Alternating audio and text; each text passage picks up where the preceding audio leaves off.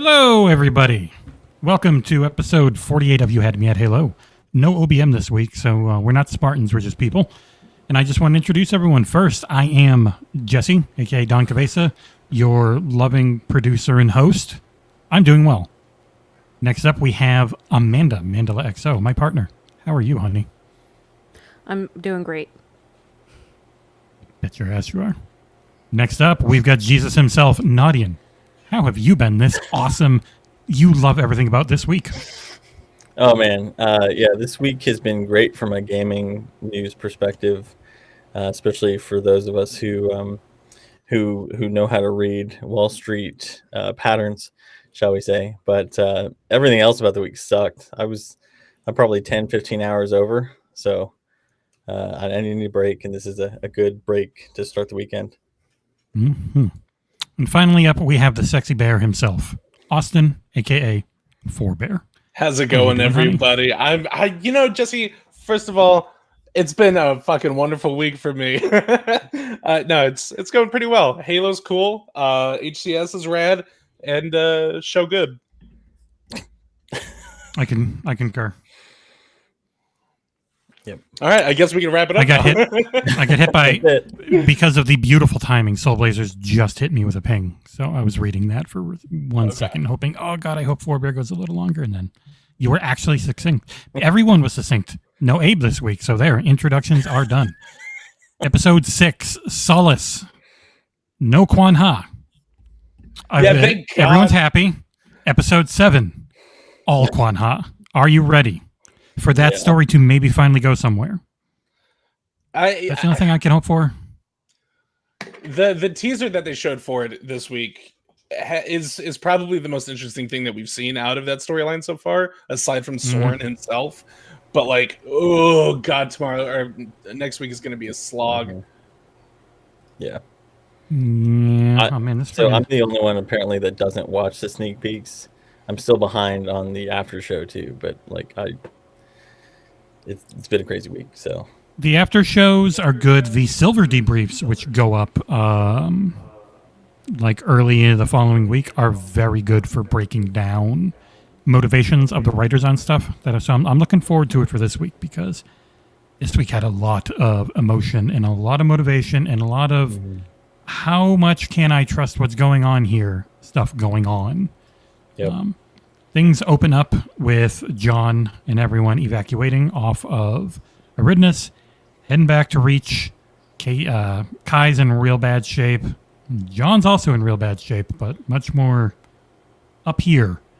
And every time he looked at Halsey, I thought he was ready to pounce on her once again after his super punch. No, it was kind of scary. Yeah. I was feeling anxious. I usually don't get that emotionally, like, negative emotions in a show, but I was feeling the tension. It was uncomfortable. Not used to seeing that like facet of the relationship between them. Yeah, scene. Go ahead, Pfhorbear. I would say the scene. My wife and I just watched it yesterday, and the scene where Cortana or Halsey's locked in the room about to be radiation contaminated was intense. Like I'm with you, Amanda. Like I normally don't get most shows are pretty predictable, and obviously we kind of knew that Halsey wasn't going to die there, but the way they amped up that scene with the game of chicken between Chief and Cortana, very well done. A game Cortana was not trying to play. She was just like, no, I'm just being honest with you. She's pretty much in the position where she hasn't lied to him. She just hadn't told him before that she could put him in stasis. But then she said, that's all I can do. And I think that, proved to be the point. She doesn't seem to have much agency at the moment. She definitely feels contained to whatever the person in charge is telling her to do, essentially. Yeah. I bet you that ends up being a real growth point for the show. For her relationship with Chief, because she really does seem to want to help him. Like she said, I'm here to help. What can I do? I thought that she seems to want to help everybody. Like she's not just like on one person's side. Yeah.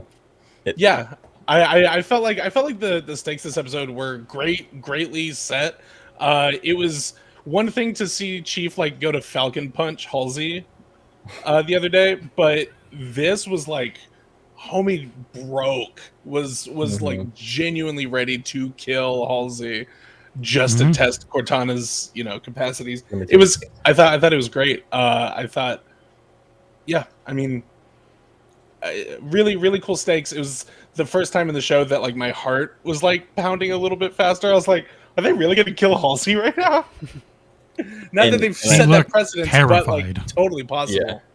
Yeah, and I know I'm jumping ahead a little bit here, but it just reminded me of, we've talked several times about like what is going to be the moment that breaks Cortana's baseline allegiance to Halsey as her creator, right?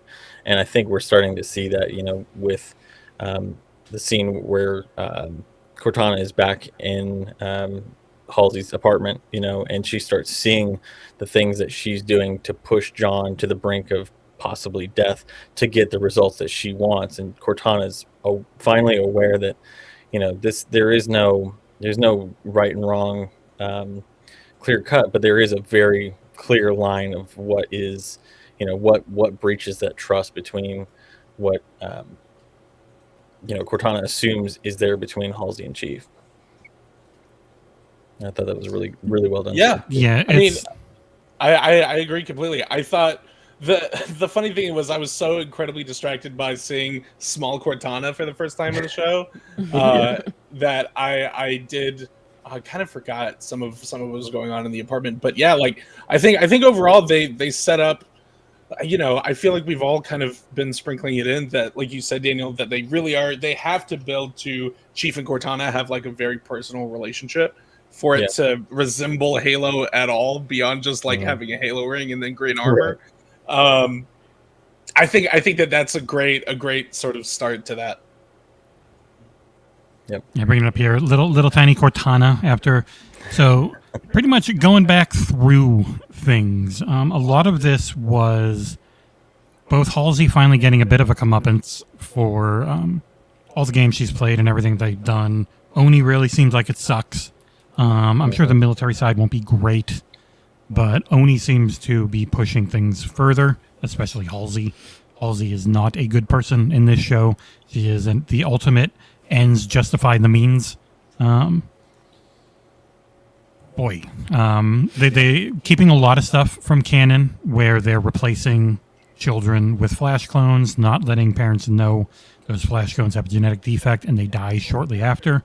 In her mind, it's okay to do that because it gives them a little closure. Like I thought some of the more TV-ish tropes that wouldn't work in a game, like with Keyes, Parangosky, and eventually Miranda Keyes watching over Halsey's interrogation with the judge, advocate, general, whatever the hell. Yeah. And then Chief comes in, kicks him out, and says, "You are going to tell me everything." And she almost told him everything. She just kept Keyes and other people's involvement out of it for now. I thought that was a really good way to do the TV thing where people who shouldn't be there are still there and see stuff, but in a way that works for this seemingly a little more advanced tech that they have in the show compared to kind of what we're used to in the games. Yeah. And they're very clearly setting up, whether it's at the end of the season or next season, they're setting up the break of trust between Keyes and John, right? Because obviously last episode we saw where Keyes said, I had no idea that they were kidnapping kids, leaving flash clones as proxies and all that kind of stuff. And so again, it's very different from the games, obviously, but they're really trying to set up this scenario where Chief and his Spartans are an island of their own, where they don't have that trust relationship between, whether it be Keyes, whether it be Halsey, whether it be Cortana, at least at the moment, for the last one. But I just hope that I hope the payoff is worth it in the end, because that's one of those things that does happen a lot. You do find that all throughout sci-fi is like the authority figure is constantly lying to the protege or to the up and comer, and it ends up culminating in this break of trust that spurs the whole saga and all that kind of stuff. So I hope they do it well, just because it is such a common thing. Do you think that they're kind of setting Master Chief up and the Silver Team to like go off on their own? To go rogue? It's what it feels like. Yeah. I mean, it's funny. Well, not really funny, I guess, but the fact that Kai and Chief know what happened to them as children, that know what happened to their families, or at least some semblance of what happened, and the other two don't. And the question, you see that moment where Kai is questioning whether or not she tells them, and so I wonder, do we get a fracture within Silver Team, or are they all eventually going to take out their hormonal pellets, learn the truth, and stick together because they've been through so much together? He didn't hesitate, and the moment he knew that she was similar to him, he didn't hesitate in telling her everything. Exactly. So I do think they've been building that up to be we will trust each other no matter what. We will do everything we can to save humanity, because I think the Covenant threat's going to really hit hard soon. And yeah, it's really interesting just thinking. So there's only 3 episodes left, and if we're getting one that's mostly a different storyline next episode, I do wonder what so there was one thing I saw that Kiki Wolfkill talk about, and it's that 2019 is when they started filming.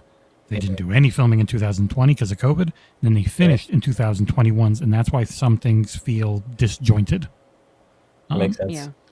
So I wonder where they're going to finish off. Like, after this episode, I was like, this was definitely a superior episode. It just felt very different. And then that's when Jesse told me that they had split. There was a split between the filming for a long time. And it was an episode that stayed almost entirely on one storyline, and I think that helped a bit. It definitely has felt like they had plans, they had things working. COVID hit, it messed things up, changed things a bit, and they're really looking forward to an easier shooting schedule next time, more tight, more compact. So it really makes me curious how far this storyline goes. Yeah. Because, we go through the whole episode, like, there's so many different little bits we could hit, but the main things are essentially Chief just keeps pushing keys. Chief asks Keys at the beginning. Keys pretends he has no idea. The big thing is, though, Halsey admits to most of it, ends up losing her access and is going to be kicked off planet. Miranda's going to be elevated and take over her lab. But then, because Cortana knows Halsey and ends up working her way through their firewall, getting back to Halsey, helping her eavesdrop, essentially. Because did you guys, and I'll go to you first, Austin, when Halsey's talking with Keys, her daughter, in her little apartment there with all the drones staring at all of her actions, and you see her and she looks and sounds genuinely emotional in that, look, I don't really love you because I don't care about family, but I never wanted to hurt you, which is like the most goddamn thanks, I guess, sentiment I could ever imagine a parent giving their kid. Yeah, I'm sorry, I don't really care about family. I mean, daughters doesn't mean anything to me, but I wasn't really trying to hurt you. Like, gee, thanks. She does cry. She does look like she really meant it, but then there's also the fact that she was getting her eye print. She needed the lubrication to get the eye print off there. Yeah. So, your thoughts, like how genuine and how about that scene and stuff? I think that Halsey is a master manipulator. Absolutely. I can totally see that just being the angle there. Like, I needed this from Miranda. I got this from Miranda. But I think Halsey also probably let herself have a moment of vulnerability with her kid, because she didn't need to tell her, hey, I know that I wasn't a good mom, and I know that I never wanted a family. I don't believe in the concept of family, but I am sorry or whatever. It reminds me not to dive off of the deep end or anything, but it reminds me like of the relationship that I have with some of my family members. I'm not going to be specific because who knows who might watch this, but like I had a close family member, who was way more interested in trying to buy affection than actually give affection. And, you know, that's not a uniquely me thing, that a lot of people have that relationship with family. But when you finally get them to admit it, it can be a very vulnerable thing. And I feel like Halsey really was kind of like laying herself out there for that, while of course obtaining the you know, I almost the fucking iris scan or whatever, retina scan. Yeah. Thank you. I was gonna say something way off. Yeah, I think that it was a genuinely vulnerable moment for her, but I think that it is obviously coded with the manipulation that needed to occur there. Mm-hmm. I mean, that's just so much of like she tries to do it again with Parangosky, who finally is like, nope, I'm getting rid of you. I don't even care. You don't want to go to jail. You'd rather be able to continue your research, even if you have to end up doing it somewhere else. But again, she underestimates her. It was very much like a raised by narcissists like playbook, right? I mean, it was very much a non-apology. You know, I think to Austin's point, I think there was a brief moment where she was surprised by her own vulnerability, but at the end of the day, you know, she had a goal. She achieved said goal, no matter who was affected, no matter what she had to say or do. You know, they're very much setting out. Like, yeah, Halsey was manipulative and maniacal in some ways in the game's book, but this Halsey is on a whole other level. You know, I mean. Does he sound underwater for anyone else? A little bit. Oh, now you sound okay. Okay. Yeah, I guess I was too far away from my mic. It's just like wah, Charlie Brown. My bad. Yeah, they're very much setting up a very different Halsey, one that is narcissistic to a maniacal stance. You know, like it's. I think that there was a brief moment, but I think at the end of the day, she doesn't care about anybody but herself. Again, we saw the what episode? Well, the last episode when she ran out to get Miranda, but the cynical side of me asks how much that is her being a caring mother and her understanding that she's one of the only other people that can understand any of the Forerunner tech, right? So that's my take. Or the one that is the most familiar with translating Zangali. Like, there's so much useful's for Miranda that it goes beyond her just being a child. Yeah, exactly. She has utility, whereas for most people, for Halsey, most people don't. I feel like she used the moment to be honest, because in the last episode they did show her running out to save Miranda. So I feel like she intended what she said was true, but she used the emotions to get what she needed in the end. Yeah. So totally agree. She's always pragmatic. Like, what do I need to get what I want? If I lie, I lie. If I tell the truth, I tell the truth. But as long as I get what I want, how I want it, then I'm good to go, essentially. I mean, I don't think that it necessarily needs to be said, but it deserves to be said that I think we'd all agree, maybe, I assume, that, like, the writing this episode was some of the strongest that the show's had. I know that, at least I've been saying, and I think we all have, is that, like, each episode is better than the last. I was worried for this one coming off of last week's episode that was so, you know, action-packed and just entertaining is like a popcorn thing to flip through. I genuinely thought that this was some of the best writing that the show has seen by, like, a few levels there. It was very cool to see, like, even the manipulative side of Halsey, like Jesse said earlier with Parangosky, like, it was so cool to see her call Halsey out on her bullshit and just be like, no, we're not playing this game, dude. Like, you're gonna leave and we're gonna keep doing our thing. Mm-hmm. Yeah. It was the going back to the scene where Master Chief, who is a career military man who has murdered many people, many aliens, his complete lack of hesitation in immediately the moment she turned on him, just being like, nope, I'm going to find the fact that I now know that this thing you stuck in my head is essentially a babysitter that can knock me out at any moment. I need to know exactly how far this goes. And that direct mix of anger, but just...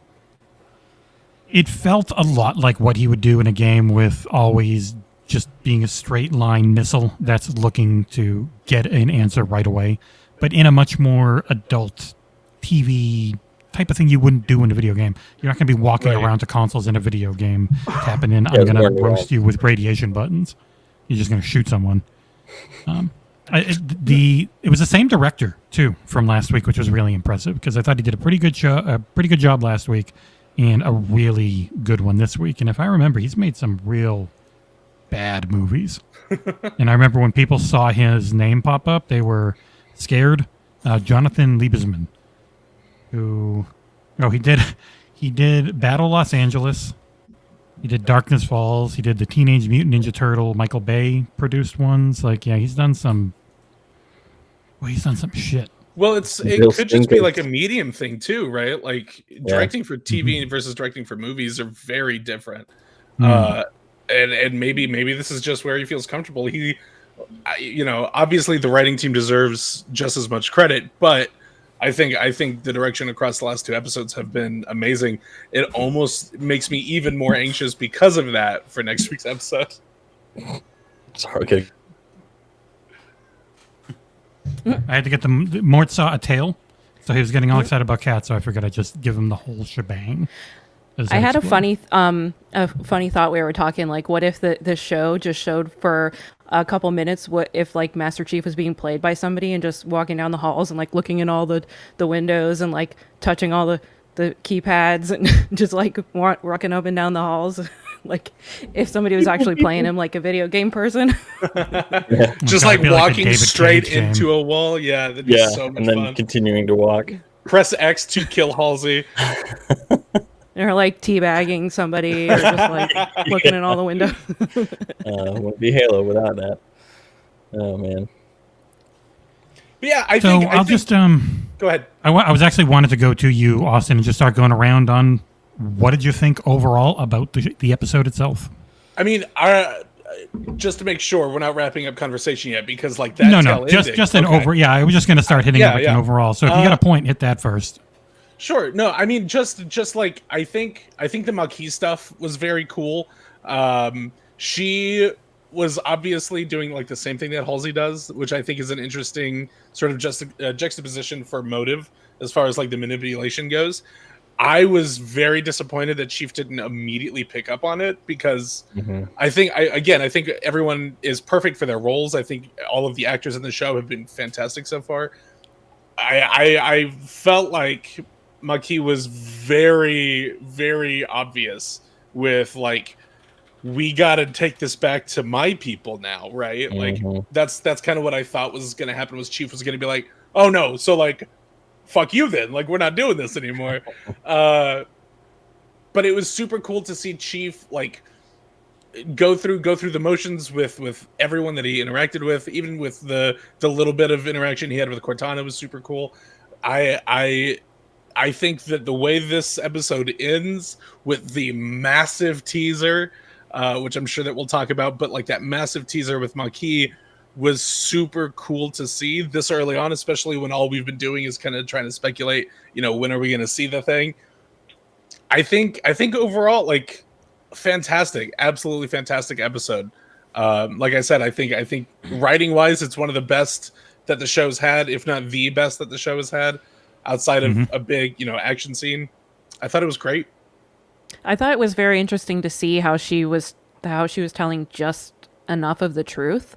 Like she wasn't really lying, which was interesting. Her right. I don't know. Her MO is just like, I'm just going to use the truth tactic, which I was surprised to see that's the direction she went.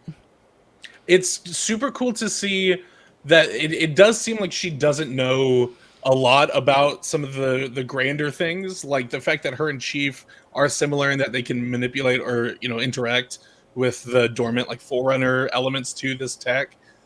it's cool that it doesn't seem like she understands why that is, just that she knows that she can. I think that that's hugely important to the show. I love that Miranda's trying to find that connection and trying to see if there's an underlying similarity. I love that they went into like the genetic code, all of that fun stuff. But yeah, I mean, I think you're totally right. Like the way that they're handling Maquis' form of manipulation, which is to lie by omission, versus Halsey, who's just straight up lying about everything, has been super rad. Mm-hmm. Yeah, that was the exact phrase I was going to use, Austin, was, I guess it would be truth by omission, though, because she's not really, she's not really lying. She's telling you the truth, but it's the omissions where that falsehoods. It's the context. But, she's leaving out the context of what she's saying, but she is going the truth route.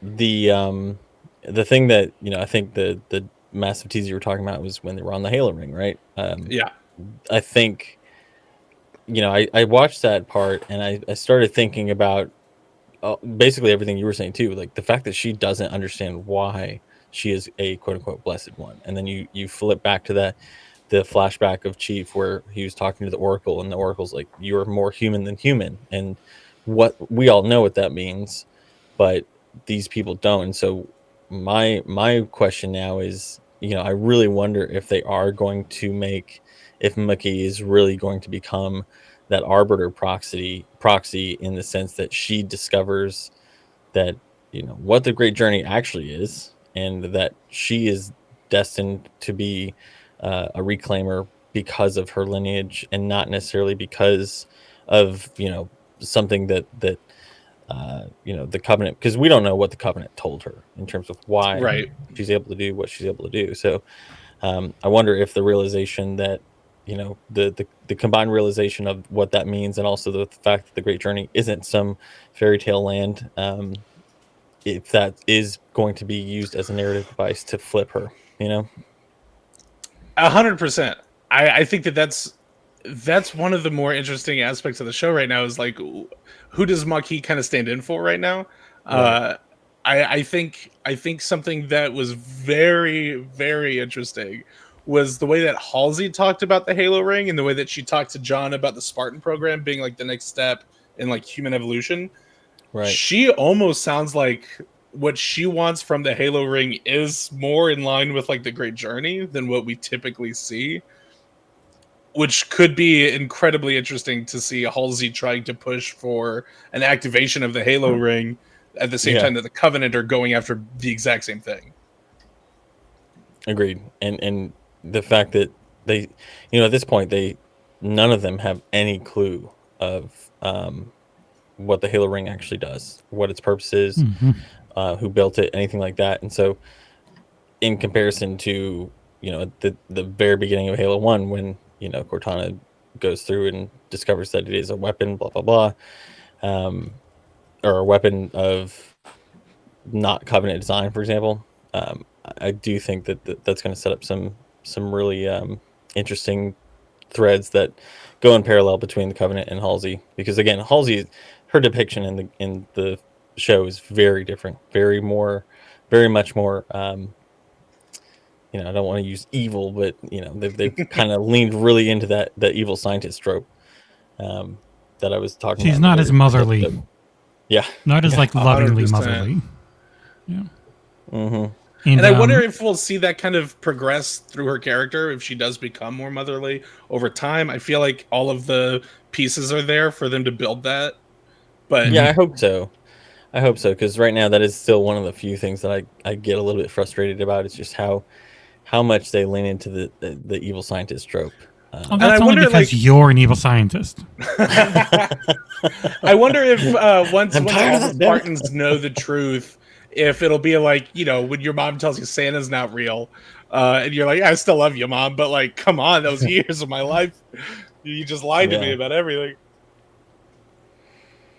And yeah, so it ends. So after Chief just sort of says, screw it, I'm going to go touch this. And Miranda's like, okay, I'll try and watch over you and see what's going on, because this is weird. You two are, I can't figure out what's going on with you. The second he touches it, she starts going into essentially like a seizure. And they're both on the edge of dying, but then like they crest through the horizon of death and end up completely synced internally, having a vision that they're both standing on Halo. And who here, and I'm going to start with you, Amanda, thought that Chief was going to kiss her? I think we all did. Yeah, I know. It started to get really intense, and I don't know. I'm getting like a Adam and Eve vibe. I don't know exactly how it's going to tie in yet, but I feel like they're definitely the beginning of something. I fucking love that. Hit the wrong thing. There's some weird connection there that I wonder what it ends up being. Obviously, Chief is probably 40-year-old virgin. There's no getting around that. He's got emotions for the first time. She's a pretty lady. And they've got this super connection, you know? I'm sure people were pissed that for some reason he wasn't in his helmet this week. The reason is he's not in his armor. He's not on a mission. Why would he have a helmet on? Yeah. He would look stupid. He would look ridiculous if he was just walking around in a friggin' no armor and then just stick a Halo helmet on. Well, Jesse. Imagine your first intimate experience, literally like soul merging with someone. So I don't think it was weird. I thought it was very like very truthful what would actually happen. Yeah, like the Halo, him touching her face like that felt like a "Are we really here?" thing. Inquisitive. Like, I really feel you, and she's like, "Holy shit, I feel you," and they're super connected at this moment. And I am very curious because now we're gonna have to wait 2 weeks to probably see because. Yeah, that's really kind of what next week's show's good. Yeah, me too. That's kind of what I took it as. Same as Amanda. Like it felt, a lot of times those scenes can feel forced, and a lot of times, especially with a character that has this long of a history and all that kind of stuff, it can be a little bit cringy.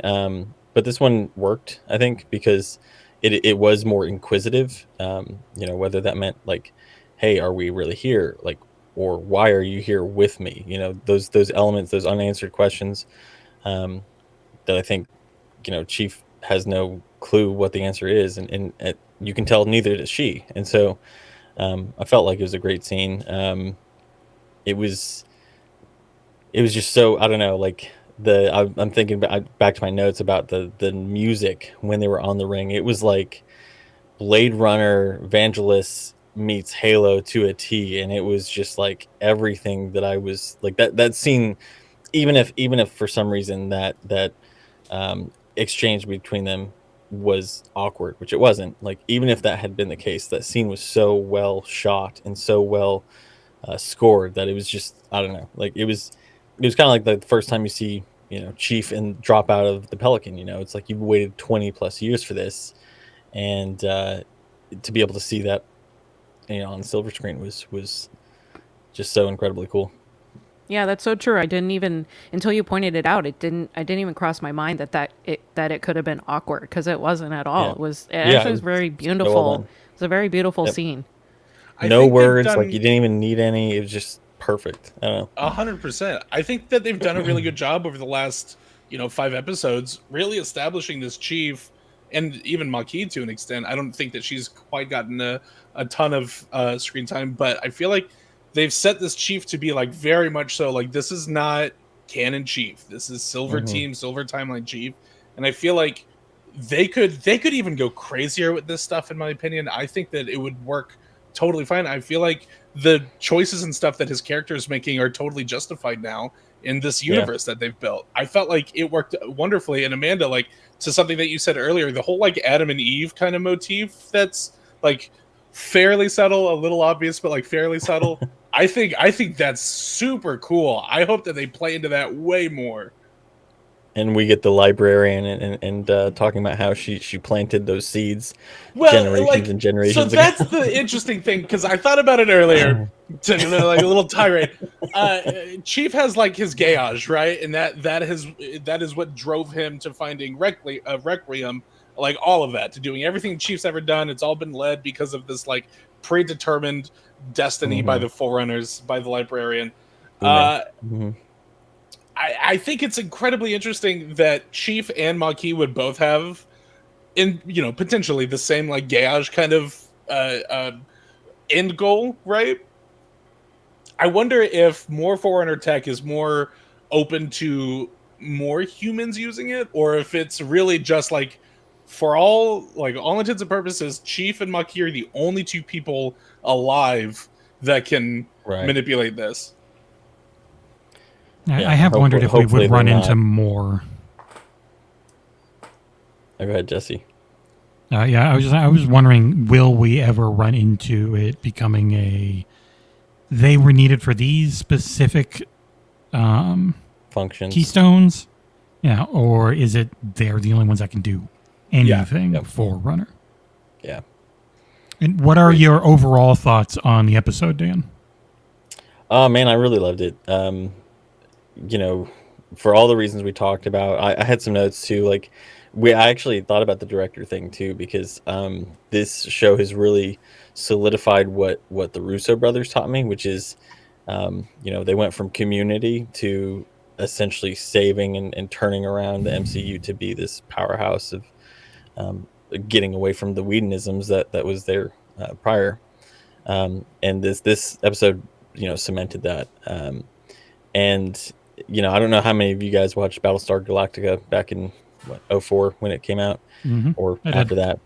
Yeah, so there was that scene where he's walking. It was after the Halsey decontamination event, and he starts walking down the hallway after he has this little freak out, and Cortana's talking to him, but obviously nobody else can hear that, right? And it just, the way he had to play off that I'm not crazy, as people are looking at him and giving him those looks, and he just starts smiling and shaking his head. It just reminded me of the scenes with Baltar and the Angel 6 just walking down the hallways of Battlestar or Galactica. So I thought that was really well done, and I'm not sure if that was a intentional callback, but it very much seemed like it. Like, that was such a cool scene. But between that, the Halo ring at the end, and again, I kind of mentioned it earlier with the score, but the score of the show has also been consistently great. And that scene where they're on the Halo ring was just, again, I'm a huge sci-fi nerd. I'm a huge Hans Zimmer's Blade Runner soundtrack, Vangelis' original Blade Runner soundtrack are incredible. Don't get Jesse started on it. Oh, no, yeah, him too. Oh yeah, they're just the best synth soundtrack scores out there, and this one just hit so many of those same notes for me, and it was just so well done. Very few complaints about this episode whatsoever. Yeah, that's my take. Honey, Amanda, how did you feel about this episode? I think it was pretty much perfect from beginning to end. So far superior episode. I really liked it. I think it sort of solidified the show a little bit. We ignore the Quan storyline for whatever reason that's happening. I hate keeping shitting on it because it just didn't go anywhere. I'm just wondering, like, why is it there? Like, we should already know by now. It shouldn't be this secretive. Why they're still there?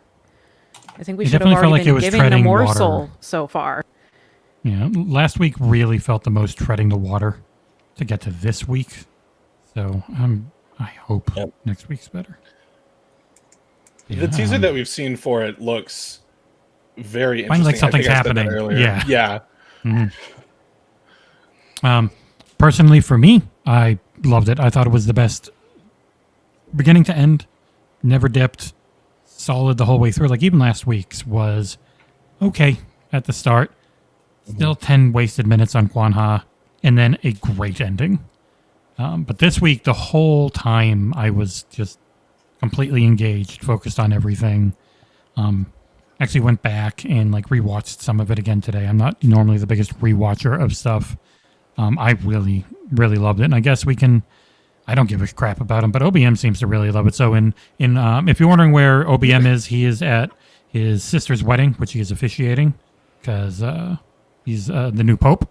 And Aarsal was unable to make it today due to family commitments. So we're down a few members. But in honor of OBM, going to start going around the table and ask the scores. Pfhorbear, your score for the episode.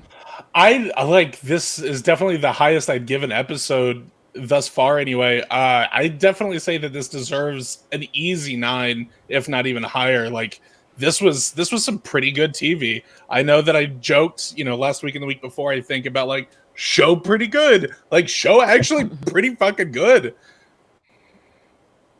All right. Knottian, what score would you give it? I'm pretty much the same. I think a 9 is pretty much on the money. I think there were, I think about it now, there were a couple scenes where I think they could have trimmed the fat a little bit with like the council intrigue. I understood the purpose of it, but they overstayed their welcome just a wee bit. I'm mustache twirlingly evil. Yeah, exactly. But aside from that, like it was perfect. It's just fantastic. Amanda, yeah, I agree. What did you want to give it? A 9. I think it's going to be 9s across the board. I'm always accused of giving too high scores on reviews. I did just give Rogue Legacy 2 a 9.5, which it freaking deserves. Just look at the Metacritic. I'm not even that far off. Also, we're doing this volunteer, so I'm not playing shit I don't like. That's why I don't do high scores.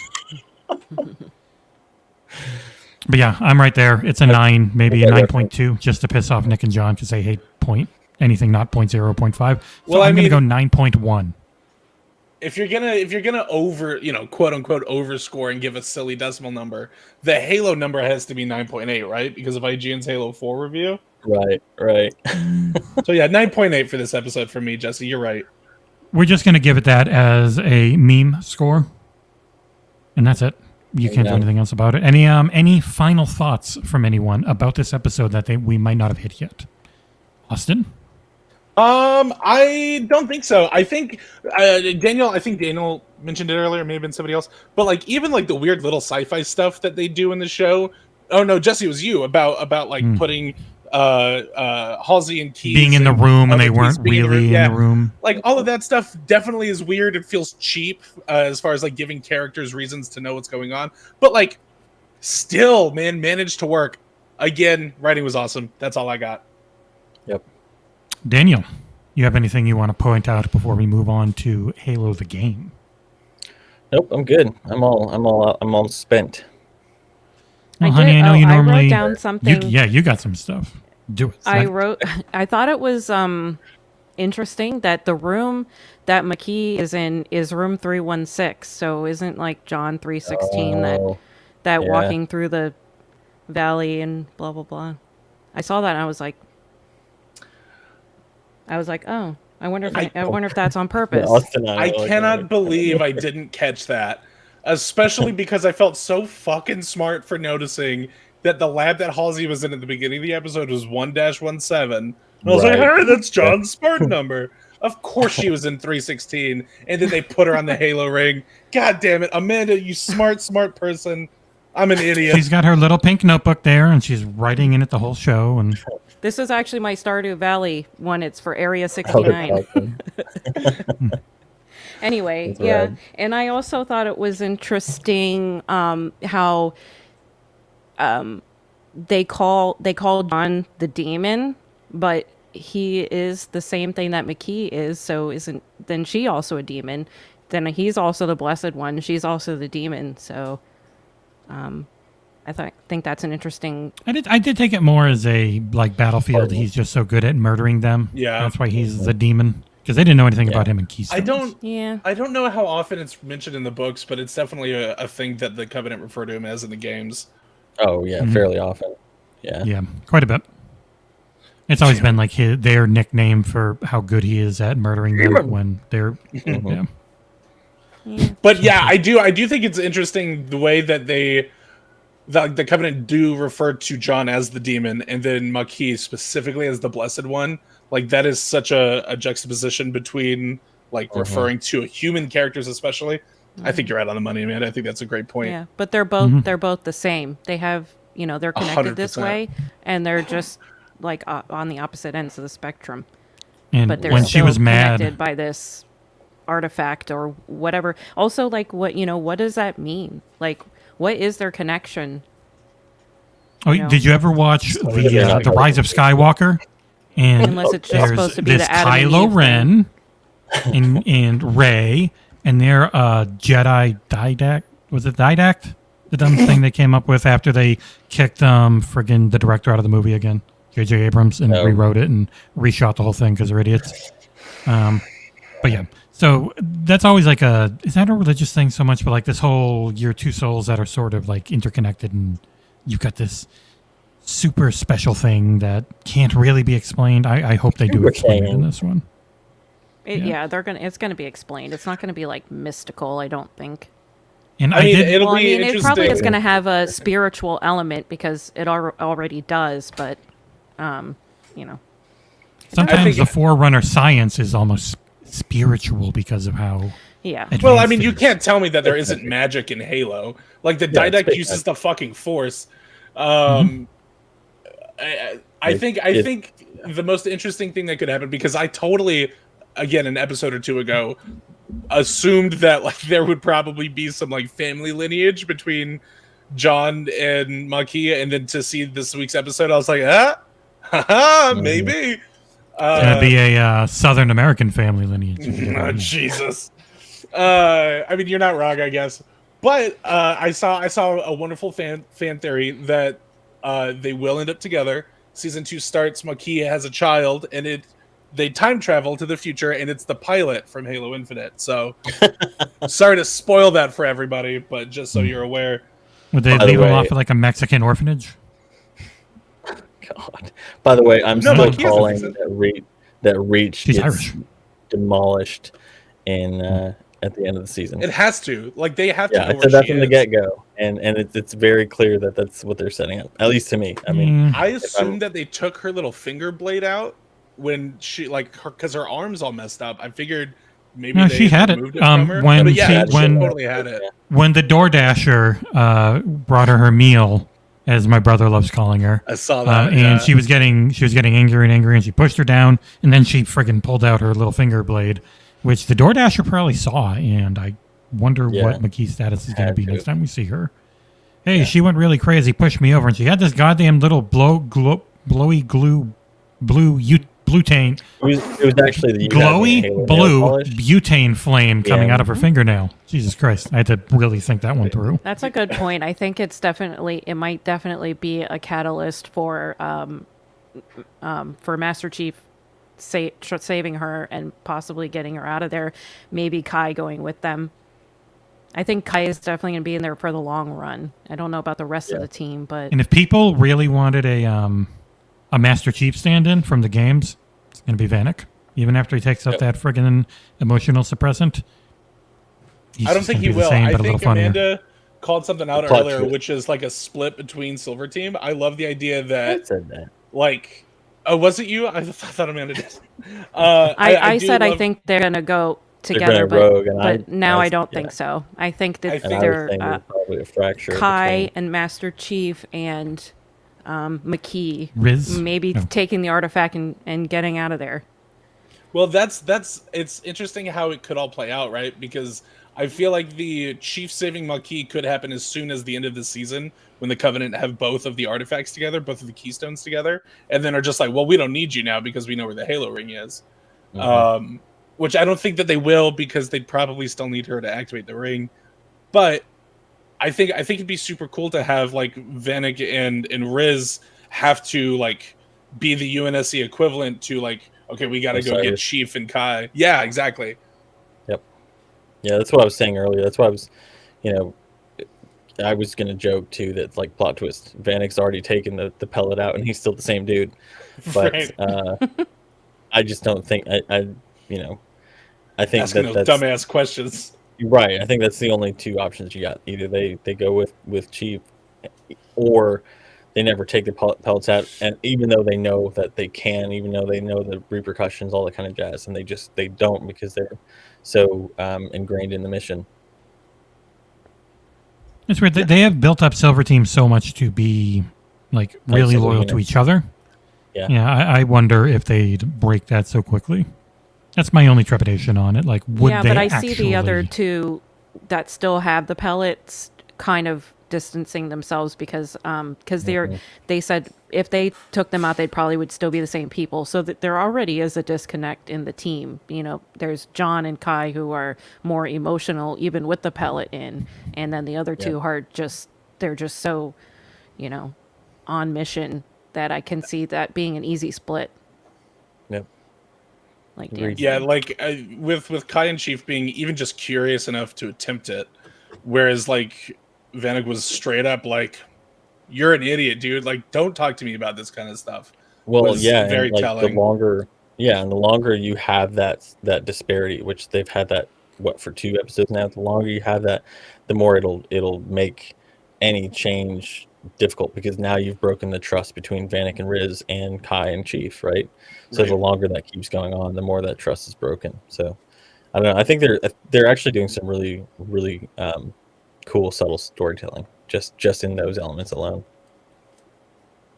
When I think of where this story could go and how it's been so far, I assume that Quan Ha will show up at Reach, do something to let the Covenant know where humanity is there by mistake, and get almost everyone killed, because that's what she seems to be really good at, just getting everyone around her dead, except for herself, unfortunately. Yeah.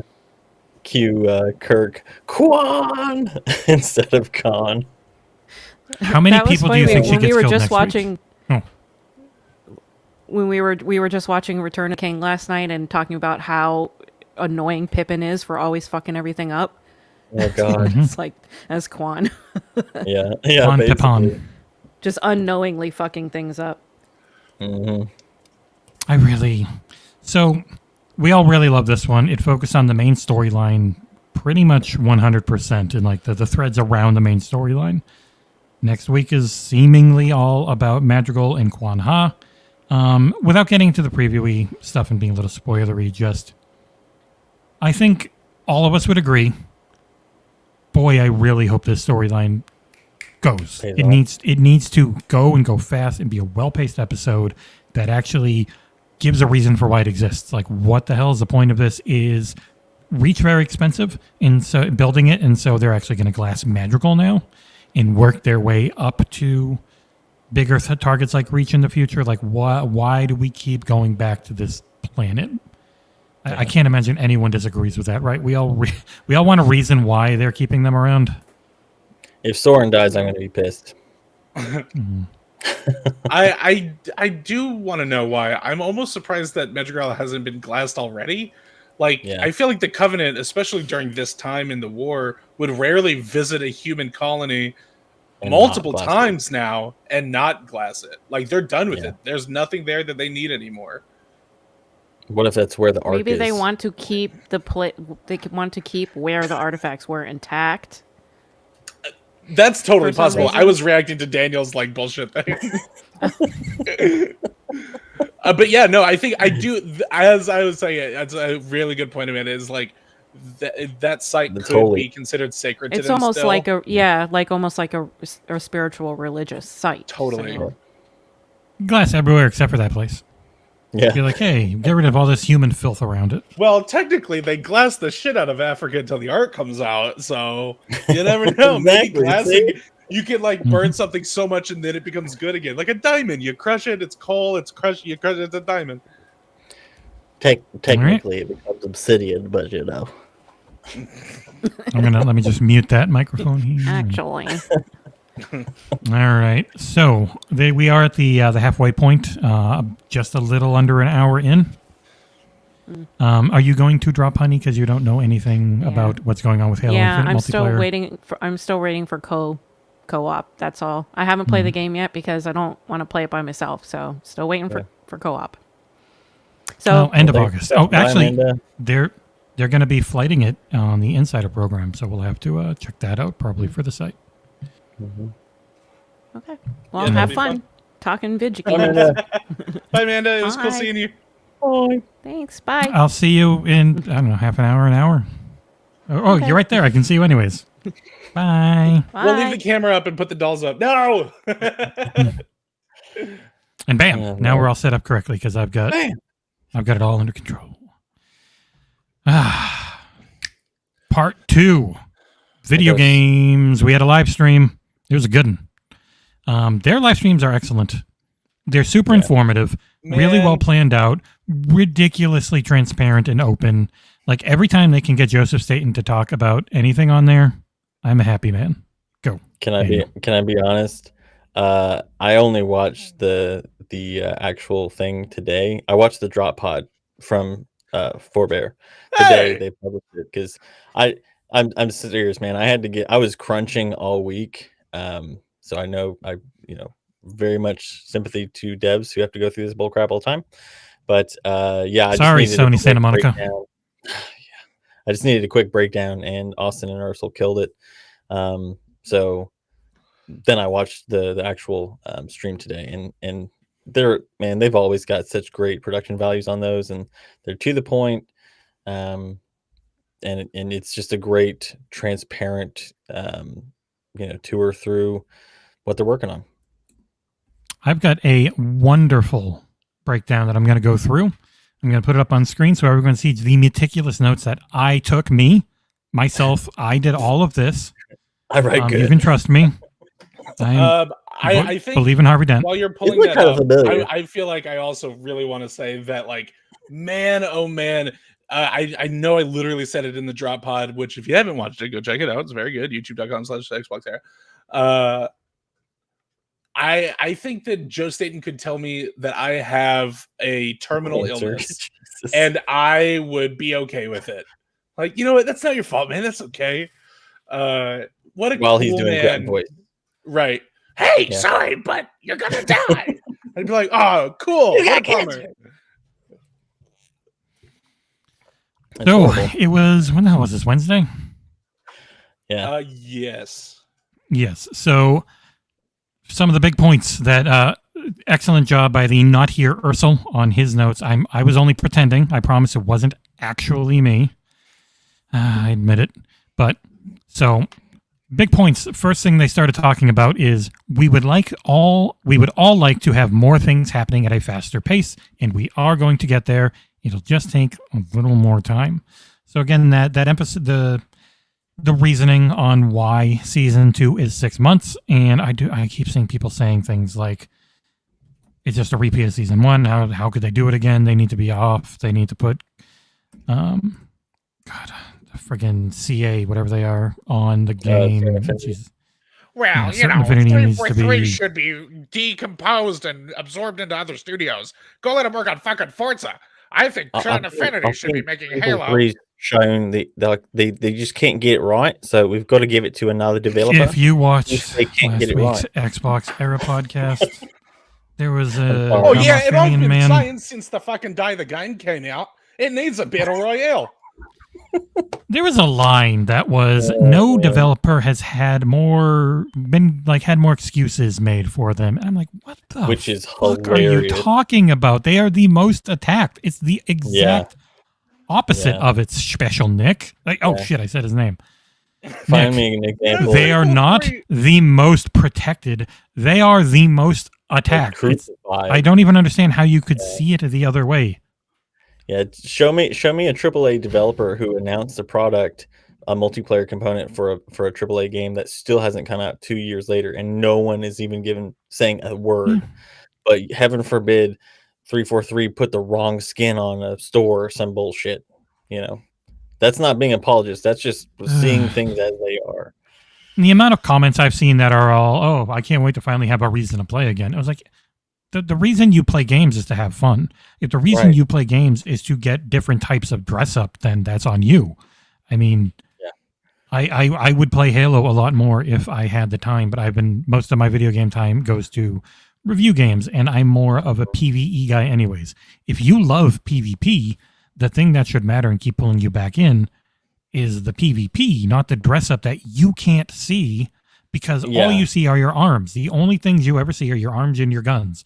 So, I love gun skins. Fine, I get that. You see those every time.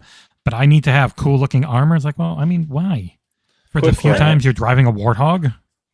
After the insane backlash to like Halo 3 getting and game customization stuff, I'm almost more surprised that people are as cool as they are with all of the different skins and everything that are in the game. Not just armor, obviously, but like the weapon skins, the charms. Like, are you shitting me? People flipped shit because armor that was made by a company that was hired by 343 in 2014 to develop an entire Halo game ended up in Halo 3, and they're like, not my Halo!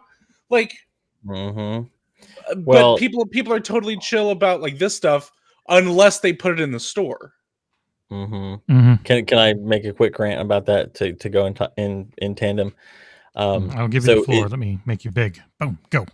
It's always funny to me when people there's two components to this. There's the, well, if I'm not progressing, then I don't want to play. But those same people will say, well, I've spent X thousand amount of hours in Halo 3, and then I question that because what are you really Is it 2,000 hours? No, not Abe, not in that one. I'm just getting our references in. If you're not like that, number of your true skill rank was somehow progression, but some, which fine, okay, if that's your definition of progression, then why is your rank in Halo Infinite or 5 not the same progression? Because it literally is. It's exactly the same thing. Now, if you're going to complain about progression of the battle pass and things like that, that's fine. But then don't be the person who says, well, I hate battle passes, because then you've kind of demolished your own argument. I have a complaint about the battle pass. It's too fast. Go for it. Slow it down. Yeah, slow down. Agreed. And then the next component is, it's funny that some of those same people also complain about canon armor pieces being in Halo, but then you have like Hayabusa in Halo 3. So it's like, okay, it's just funny that Halo 3 is seen as this golden standard, which in some ways it was. And in some instances you could still say it kind of is in some regards. But then don't levy that same criticism, or don't levy the criticism that you would forgive Bungie or Halo 3 for. That's my own. It's interesting. I don't know that I thought about it much until I started talking to some of you guys here, like that you had me at Halo Team in general. But like, I think it was Aarsal was the first person I heard say it, which is like, man, if you haven't enjoyed Halo in the last decade, then maybe it's just not your game anymore. Like, the coolest thing about the Master Chief Collection is not only can you go back and play Halo 3 online at a higher frame rate on whatever fucking platform you want to that isn't Nintendo or PlayStation, but also you can switch off all of the new stuff and just have like a fairly vanilla experience. By vanilla, I obviously mean like 2009 Halo 3, not literally vanilla. But like you can, if you go in, you limit your frame rate on PC and you lower your graphics as low as they go. Play on a CRT with like an HDMI converter. Like, homie, you could relive the 360 days of your buy one of those shitty new Hyperkin Dukes and plug it into your PC. Ugh. There, don't buy one of those. They suck. But yeah, so we ranted off the this. Path. Yeah, this live stream was very good. It was pretty long. It was like it was an hour and a half. Quite a while. Yeah. So, but yeah, they covered a ton of stuff. Aarsal's very first word is a typo. Acknowledge. I saw that. So Aarsal was very kind and wrote this while he was watching it. There are a few typos. So we use this for our drop pod, like a different version of it, but essentially this. There are some very good typos in here that I almost took out and threw up as an article on the site because I thought they were so funny. But yeah. Yeah, I'll start running through this. And so the very first thing is they want more time. That's why season 2 is going to take a little while, which, gives you the thought process of, well, season 3, season 4, season 5, get back to that 3-month target on stuff. And also season 2 kind of has the big season 3 thing in it now, because they also later on, we'll get to it, but they talked about the open beta for Forge. So we'll hit that in a little bit. But first thing, big thing, the player outlines. They said they were putting in a slider so you could change their thickness. They confirmed it goes all the way down to 0. No outline at all, which is pretty darn cool. And it's another one of those things where they hear the feedback, they want to make changes, but they're not ever going to commit to anything until they know that they either have done it or that they're on a good path to getting it done in a certain time frame. So I always hear people saying they need to listen more, they need to tell us, give us bigger roadmaps and stuff. I'm like, well, we'll always tell you everything we know. We won't tell you things we're not confident on, which I think is the only way they can go because of how awful the loud minority of their fan base is. Yep. Well, it's literally every live service game does this. Like, no live service game, especially ones that have been around for a while now, make promises on roadmaps. I will say, like, Bethesda with Fallout 76 was a little hit or miss still this last year. Yeah. But they haven't put out a new one that they can't commit to. And they recently brought on like a whole new support studio, everything like that. Like, no one who has a live game is going to make promises that they can't keep. Right. They put out a pretty general roadmap. 76 did, or for 76. But yeah, it definitely didn't. It avoided specifics as much as possible. Right. Which is probably wise. No, I mean, like the 2021 one, I feel like had 2 or 3 events that just never happened on it. The only thing that it was missing, as a 76 nerd, was they never brought out the camp pets. They brought out everything. Some of the things were delayed a little bit, but the pets were the big one that they just never came out with, which was it's and they definitely seem 343 is definitely very, very much looking to not have anything that they promise that then doesn't happen. So that's why they're pretty vague. Under promise and over deliver. It's always the best practice. Yeah, they're given. So like, we're going to add in this slider. Oh, by the way, it does. We were able to get it all the way down to 0, so now we'll let you know that. Right. Not that, like, didn't even talk about working on it or anything like that, because they're like, if you bring it up, then people expect it. Right. So they're only going to bring things up when they have some idea about it, and I think that is by far the best way they can go moving forward, because that fan base with all their clown noses and all their friggin' babas, and they're sucking on YouTubers' teats, desperate to be part of a community that all hate the same thing they pretend to love. And so, so when you got to deal with that all the time as part of your feedback, when there's a lot of good stuff mixed in, like, I think we run into that a lot on the forum, Dan, which is constructive criticism versus just talking dumb shit. And people thinking when you stop them from talking dumb shit that you're not allowed to be negative, you're just defense forcing it. I was like, well, no, there's you know better than anyone. Yeah, there's a very clear delta, and it's like, here's a great example of constructive criticism. Please enable people to disable crossplay. It is something that is an option by default in almost every XGS title that has it. That's some constructive criticism. Now, saying they should be taken off entirely because of some assumption you've made from having a complete just a minute picture of what's actually going on is not constructive criticism. That is toxic bullshit. So okay. Well, we're going to go on for 7 hours if I don't start going through this, because there was a lot. The public Joseph Staten.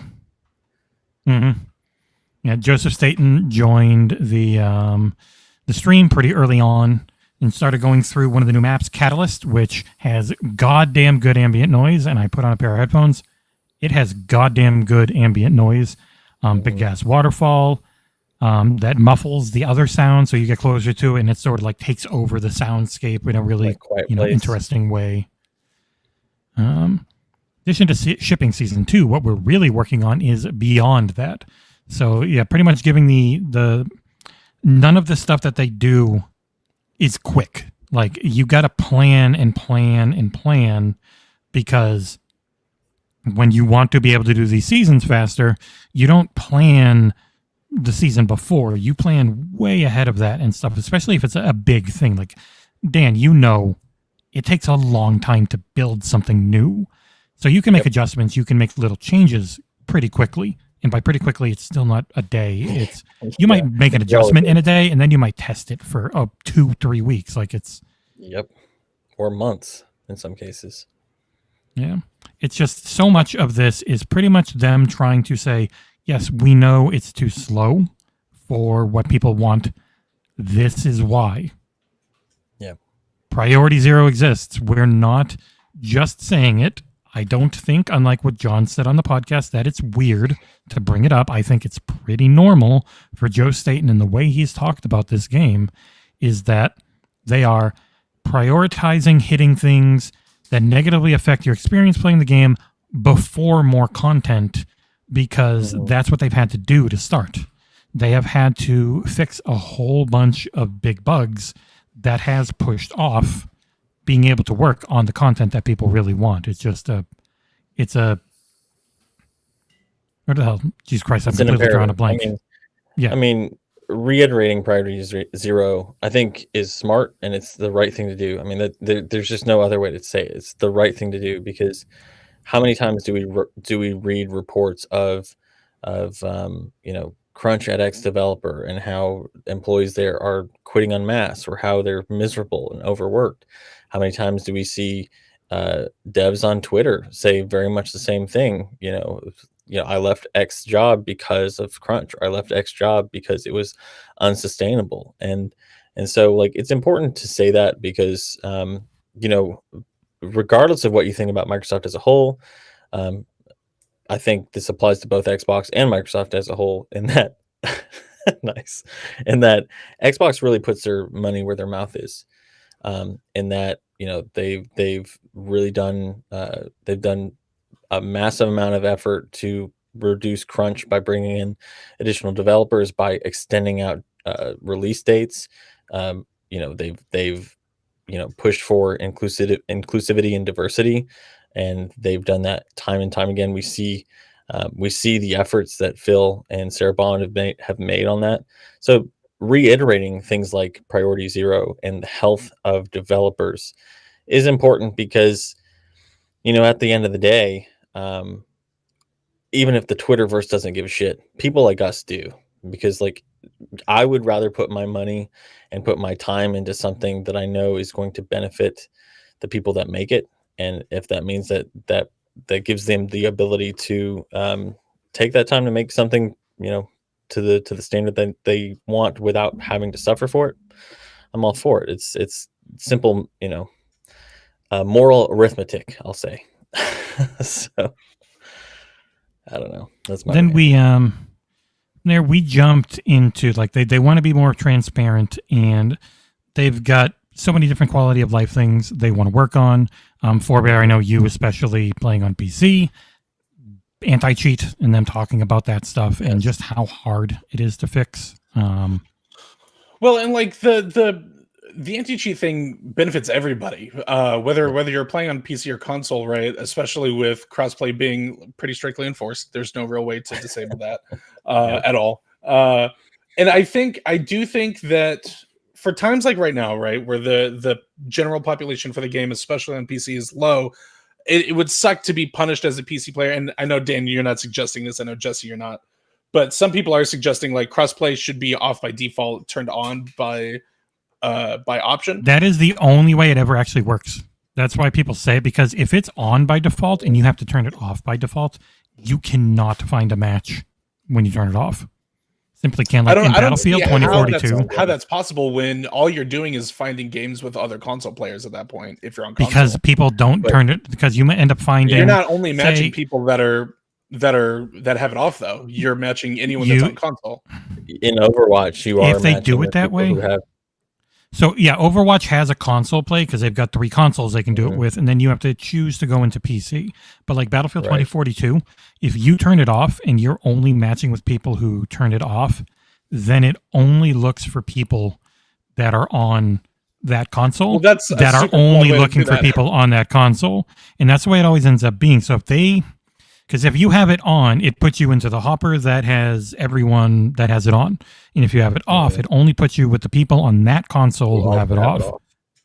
Yeah. So what they'd have to do is be able to be smarter than EA about it and have it so if you have it on, and there's a bunch of people that have it off, it can mix you all as console players, because it is still only one console, or Jesus Christ, with Xbox, it is only 5 consoles, but they're all Xbox Ones or Series, and you're just sectioning it away from not letting any PC players into this hopper. So maybe that could be a real pain in the ass to actually get to work. You never know how anything goes, because EA certainly just said, fuck it, we're just going to make it so if you turn it off, you only match with people who turned it off on that console. So if they can figure out a way, you turn it off and you match with anyone, but you'll never be matched with people on PC. Like you get matched with anyone on console. If it can mix the two together instead of completely sectioning them off, I think it could work. Mm-hmm. But yeah, I think that obviously the anti-cheat point was that it absolutely benefits everybody. I think their anti-cheat needs to be something that, and not like it's not right, but needs to be something that has constant attention from the people that are responsible for it. I think 343's anti-cheat stuff is all internal. None of it's like a third party that they're using.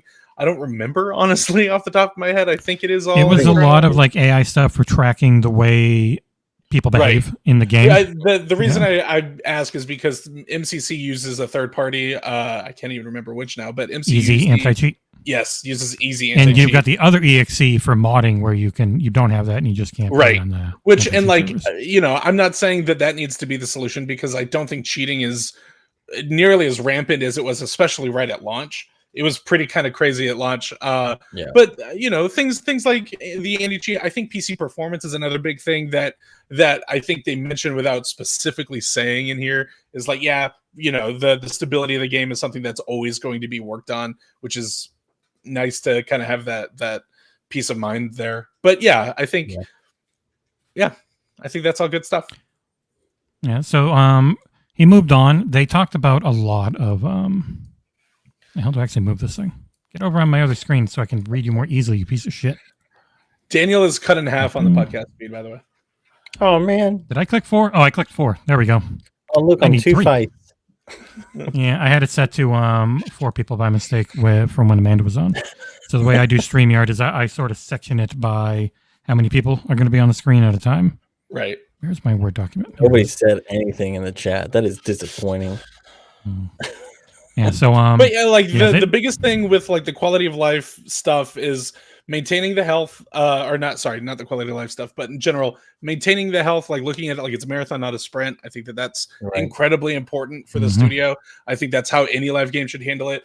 You've really seen studios like Bungie who have really start to kind of reprioritize how they handle games and their releases, and like, we're just going to delay if something needs to be delayed. We're not going to enforce a 60-hour or 50-hour work week or anything like that. So it's cool to see them like very specifically say like marathon, not a sprint. That's very important to us. Having those priorities over the quality of life improvements, like Jesse said, the anti-cheat, things like that. But really developing a monthly cadence with their drop pods, with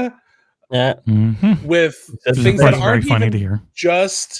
that aren't even just quality of life improvements, right? Like they did specifically say that if content is ready, we're gonna put it out, and that screams to me. And I'm making a lot of assumptions saying this, but that screams to me something like a Halloween event tied to Infection releasing next season. Maybe, you never know. It'd be pretty cool.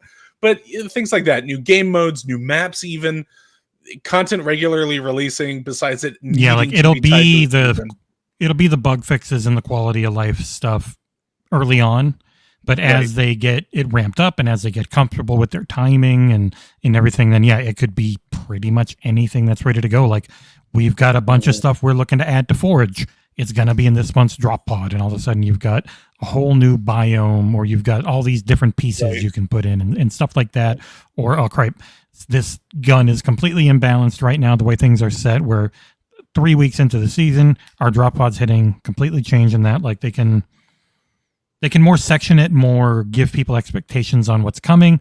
They can steal the names that we came up with that was only our thinking. It had never been in Halo before. Disappointing. What's the next thing that we're going to come up with that 343 adopts? Master Chief branded crack pipes. No. I don't know. Pfhorbear thought of drop pod, so he'll have to keep thinking. Actually, go back I to was the lab. super pissed off. I had a name that John I came thought up was with solid for it. Yeah. John came up with drop pods.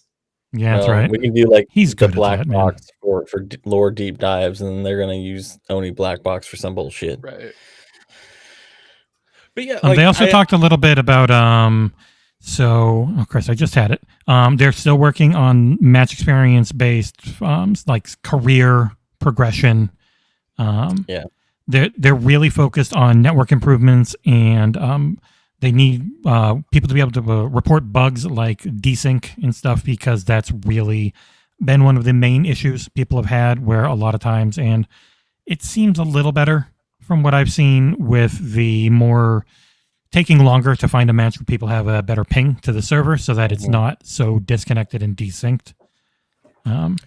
Yeah, I've put in probably about 20 matches in the past week and a half, because I wanted the skin last week and I want the visor this week, and in general it's been pretty good.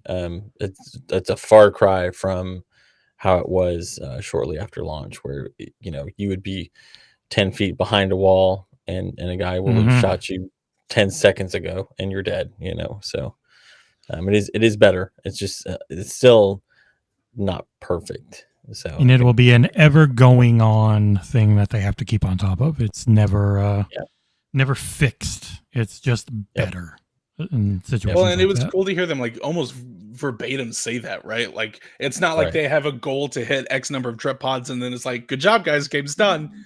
This is, they are committing to this game being an everlasting thing. So those will continue to happen forever. The entire life of the game. As long as Halo Infinite is a thing, they will support it with these measures. Which is awesome.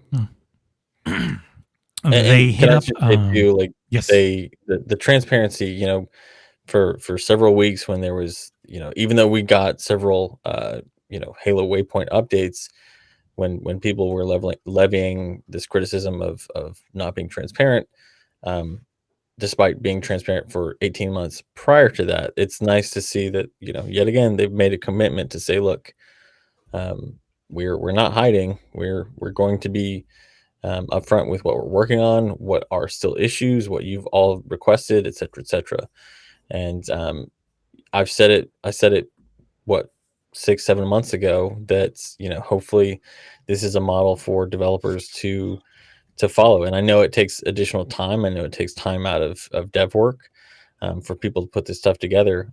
But I think if at the very least, I think people should be applauding 343 for being so transparent and so thorough in these types of updates, because we don't get this kind of conversation with the vast majority of AAA live service titles, period.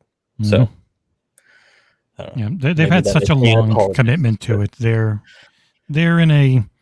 They're just in such a different mind space because of how toxic so much of their, and it is a I think that they don't really base. have a choice, because unfortunately the vocal minority that exists on Reddit and Twitter and YouTube comments and YouTube videos themselves, like almost hold them at fucking like knife point, where they have to be willing to have Joe Staten come in from his busy day, like writing grunt dialogue, and be like, you know what, guys, like it was so cool as someone who like appreciates and understands like what they're going through to a degree, obviously not everything, to hear Joe Staten say like, no one on the team is happy about this roadmap. No one on the team is happy about an extended season. Like, this isn't good enough, and we're gonna get there eventually. We just need time to get there. Right. It's a call for on. Oh, go. Yeah. Nope, that's it. Yeah. So pretty much after that, he moved on a little bit to the campaign co-op and mission replay, which are scheduled for August. So currently tracking. I'm very excited about the progress they're making. He talked about how he had just played it, and it definitely does seem to be 4 Master Chiefs. It doesn't seem to be your multiplayer character with Chief or anything like that, at least not yet. He said, we are actively looking at ways to accelerate delivery of content. Sorry, I read the next goddamn line. They're very excited about the progress the team has been making in that, and they have a goal to flight that at some point prior to release, which would be the Xbox Insider program, which would be really neat. And I hope I hope if it's not completely open, and I imagine it probably would just be completely open, but if it's not completely open, I hope we get to cover that for the site, because that'd be awesome. Halo Infinite co-op, man, cannot wait. That map, that game. I do wonder how most of the arenas are pretty big. I don't know if you guys ever watched any Defend the House content, right, where they do the Mythbusters stuff for games. Watching them get like a ring of players on Behemoth all grapple hook each other and like throw each other across the map. I can't wait to do something like that in campaign where you launch a warthog, you grapple it, someone behind you grapples it, and like you're just launching people to the sequel. Like you're just absolutely sending them. Like the game's gonna have so much insane co-op potential. It's gonna be great. Oh, yeah, like wasp swapping. That's gonna be rad. I mean, God, that's the thing. Like this, the sandbox is so perfect in Infinite. That I don't know if you saw on Twitter, the Halo.api account has access to co-op somehow. It does seem to have a leash that at least the version they're playing on, you have no idea how it's going to end up. It would probably be a lot of work. I really wish that if you were on PC or Series, you had more leeway than if you're playing with someone on a base console that's can only do so much. I that's think probably expecting too much, but well, I wonder if it has to do with like BSP loading. It does seem like the screenshot that you're talking about, it looked like it was a height issue where like he couldn't be too far away vertically from his teammates. But it's so interesting. I wonder how they'll handle that and how they'll deal with it, and even if that's something that could be updated, right? Like it could be updated later on down the road where it's not even a thing anymore. You don't know what version he was playing. Xbox One console support. You don't know what version that was from, or right. What we'll probably see greater optimization in handling packet delivery, because a lot of it is probably like a lot of those limitations are probably based around AI and the physics systems. Right. Once we get Web 3.0, that's when everything will change. Jesus. But yeah, like on top of the co-op stuff, like talking about the Forge beta even was super rad for them to really establish expectations, because I know that we talked about it on the podcast, but the assumption that a lot of people in the community had made, where it was like, maybe they'll strip out some of the cool stuff that we've seen in leaks. It was cool to see them talk about the leaks. Or at least funny to see them talk about the leaks, but for them to be like, no, this is Forge. Like this is Halo Infinite Forge 1.0, but we're calling it beta because we're not 100% confident in everything. And not necessarily like in confidence, just like we know it doesn't work the way that we want it to. It's not completely there, but it's ready to be given out. Very cool for them to make that commitment on stream. And it's like one of those things too, where if it's an open beta and people have that right expectation, you generally get better feedback too. I feel like when people know what to expect, okay, this is going to work perfect. There's going to be bugs. I'm going to have to report them. I'm not always going to get everything to work the exact way I want it to. So people say like, oh, why call it a beta? It's not really a beta if it's 1.0, Nick. It's because there's benefits when you set expectations that way. Well, and like it was funny to hear Nick say that, and then like comment on the fact that Fortnite's Battle Royale was in beta for fucking years after that, after it released. Like, homie, it's just a way to set expectations for like things being a little janky until they're ready to take that label off of it. Yep. So we got. They also talked about the Lone Wolves kind of season. Yeah, how it's like that whole theme, like it's the meaning behind, because they're doing the narrative stuff. And he talked about like, and we saw a little bit of it, and so they showed the snippet of the season 2 opening cutscene, which was a couple of Spartans from that training facility that had gone out and hijacked a banished dropship. Phantom. They come back. One's injured, and he seems to have a corrupted AI. It's glowing red in his head. A little something about that comes up later, maybe in an ARG. The music was really good, and I didn't recognize it, and Soul points that out. We'll get the full intro when season 2 hits, and it seems to lead like directly into you doing whatever this narrative experience is. Right. And they've talked a lot. In those, in the cinematics. They've talked a ton about how it's your player who's going to be your Spartan, your whenever you play Halo multiplayer, and people keep bringing up ODSTs and wanting to have a BR with ODSTs, and I don't get it because Spartans are cool and ODSTs are just guys. Well, it lends itself more to like the traditional Battle Royale gameplay loop of like healing and shielding and all of that stuff. Less so with you can do the exact same way. You just call it Spartan Armor Core A, Spartan Armor Core B, and it's just, and plus also like ODST started by far the worst Halo game for me, so I hate them. Fuck them. You just don't like pretty much his face? Baldwin. Yeah, freaking Dutch scumbag. I don't like Dutch in anything. Red Dead Redemption 1, 2, Halo ODST. No Dutches. Yeah, it had Fillion and Firefly and BSG had a baby. It's awesome. Mm-hmm. But yeah, anyway. So it's whatever your Spartan's wearing, that's what shows up in your cutscenes. I know they had done it with the gun in campaign, like whatever gun you have, and he talked about it before in cutscenes and stuff. Always wanted your gun to be there. Well, in this one, if you've got your flaming armor and all your kitty ears and all your dumb shit, you'll get to see that.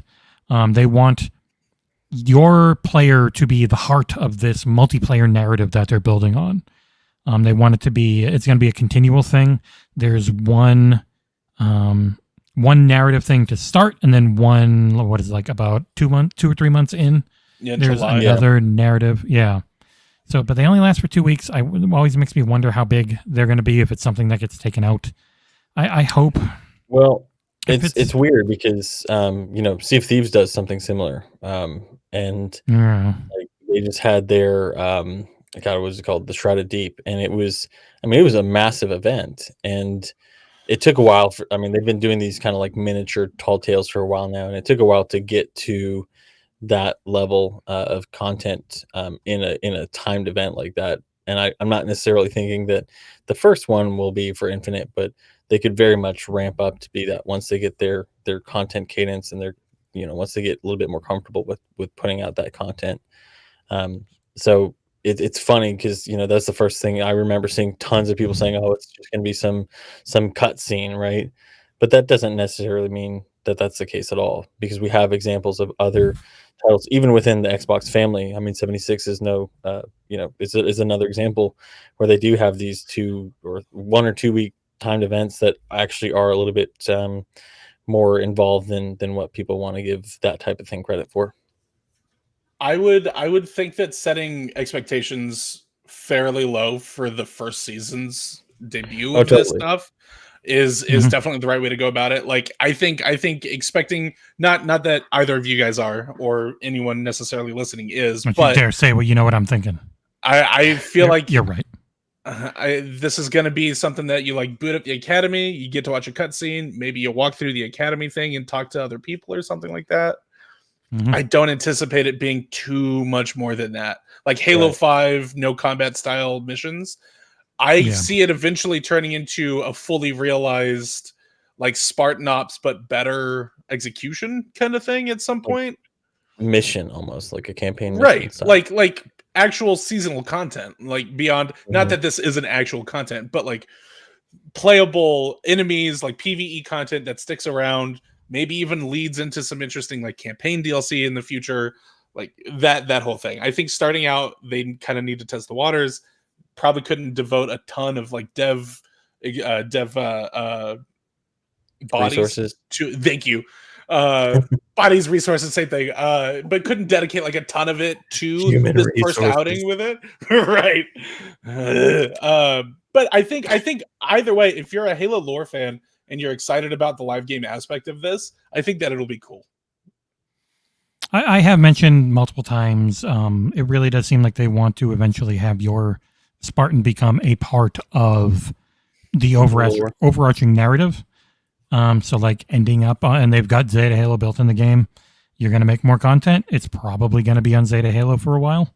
So eventually our Spartans ending up there, assisting Chief in some way, seems like a real possibility for smaller, not Chief-focused future campaign content.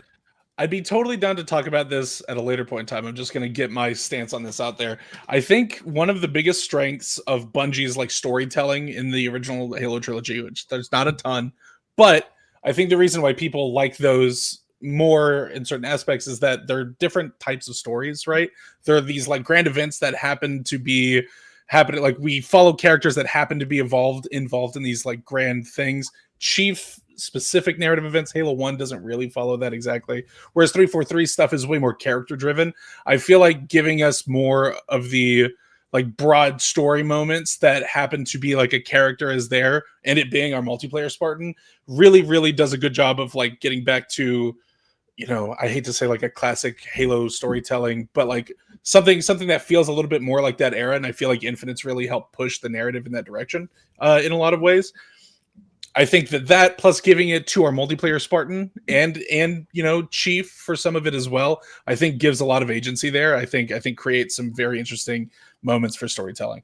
Especially if you've got kitty ears when you're talking to Chief and your head's on. Hell yeah! I cannot wait. Right now, my Spartan has a flaming head, kitty ears, and I'm wearing a pink and white shader or coating, whatever. I cannot wait to be in this cutscene and like pet Din on the back and tell him it's okay. Yeah, I've got my fracture halo above my head. The only thing I'm bummed out about is the first episode I was on this podcast. It was before Infinite, like customization was really seen much. It was right after the Vidoc that they put out. I'm still bummed out that my Spartan doesn't have like muffin tops, but like maybe one day, maybe it'll come in a drop pod. Ooh, there's quite a bit more that they ended up talking about. So I'm going to hit some things pretty quickly. Totally. They then went through, after that section was done, they went through and did a look at Breaker.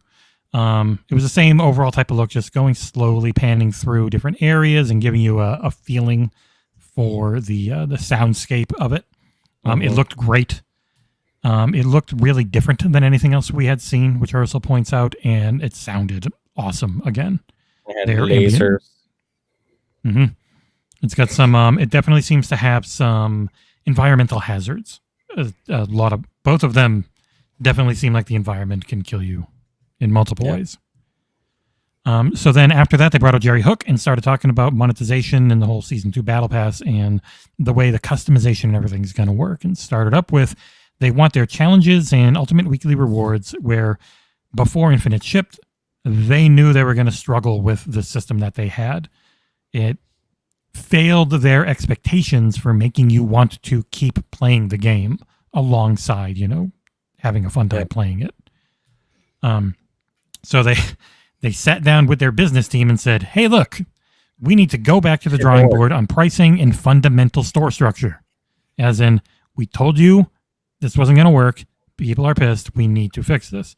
So they ended up slashing prices across the board, doing individual pieces instead of everything always being a bundle. And they're still looking into multiple ways to keep improving things, like opening up more bundles so that you can just get that one item that you want and stuff.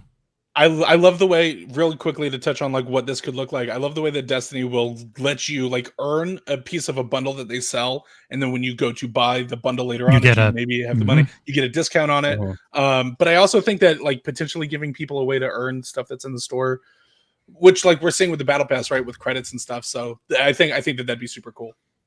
You know, it's funny. I know I'm going to bring up 76 again, but it's for a reason. I bring up Destiny, bro. You're good. Yeah, well, it's funny because like again, it's an Xbox, family game. They're Bethesda's part of Xbox, so they have a model that they're clearly trying to start gearing towards. Because 76 has done that for years now, where you can buy, a bundle of camp items, or you can buy them individually. And if you buy one in the past and then they like bring it back, they give you a discount for that. But more importantly, Fallout's Battle Pass, quote unquote, seasonal pass is free, and they still give you the ability to earn atoms, which is the in-game currency that you have to pay real money for. They give you the ability to earn those through that seasonal pass. And so it's nice to see that. Again, it seems like they're starting. I don't know if it's because they finally started talking to other people, or if 343 started talking to their teams and then went back to the business side and was like, hey guys, we already have examples of this working. Why don't we do this? But I know it's not what you meant, but when you said like talking to other people, I thought like the thing that popped in my head was like, there are other games that do this kind of shit. What? I thought we created live service. Not obviously Sony. Not the case, but fucking right. So then they went over cores and customization. They're looking to move completely away from the core system. It's not going to happen right away, but they if they want you to be able to earn a coding, you can use it across all cores, starting with the canon cores, because the fracture ones are obviously very different size and look-wise, and that's going to have to be its own bunch of work that they end up hitting. Well, and I feel like that's something they actually talk about not doing. I feel like that's the way I interpreted this. Was like the non-canon cores will probably never see cross customization between themselves, right? But like definitely the canon cores will. I just wanted to throw that out there. That was because it's just so much more work to get like everything to match and mesh with all the samurai pieces, and also they mentioned the kits where they're meant to be a flat uniform. You just want to quickly put something on. You just get this kit and you've got to look and you're good to go. But breaking down kits is something they want to address in a drop pod during season 2. And none of this is coming day 1. It's all being focused and worked on during season 2 to try and get it the way they want for visors, coatings, and helmets, where they're focused to start with. Did we mention the new season pass having more cosmetics? 60% more, yeah. Right. Mm-hmm. Yeah, that was the next thing up. The first level has a legendary kill effect as a premium reward, and there are far fewer consumables. The armor core is on the free side of the pass this time, and the free track should have around 60% more cosmetic unlocks. And there is something mentioned about that free line, which I'm sure people got annoyed about, but it only makes sense.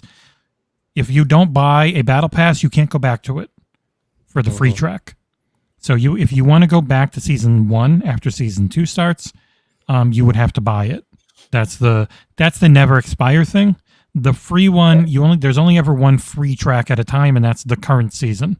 But if you buy any other season, like if it's season 4 and you've bought season 1 and 3, you can go back to season 1 and 3 during season 4, but you can't go back to season 2 unless you buy that one as well. But once you buy it, you have it forever, and you can always swap back to it until you've completed it, and there's no reason to go back to it. And that seems fair to me. I mean, I don't think it just makes sense. I mean, the free is the free. Yeah. Buying a pass guarantees basically unlimited passes as long as you finish it. I don't see any reason why to ever worry about spending money in this game unless you really want to. Yeah.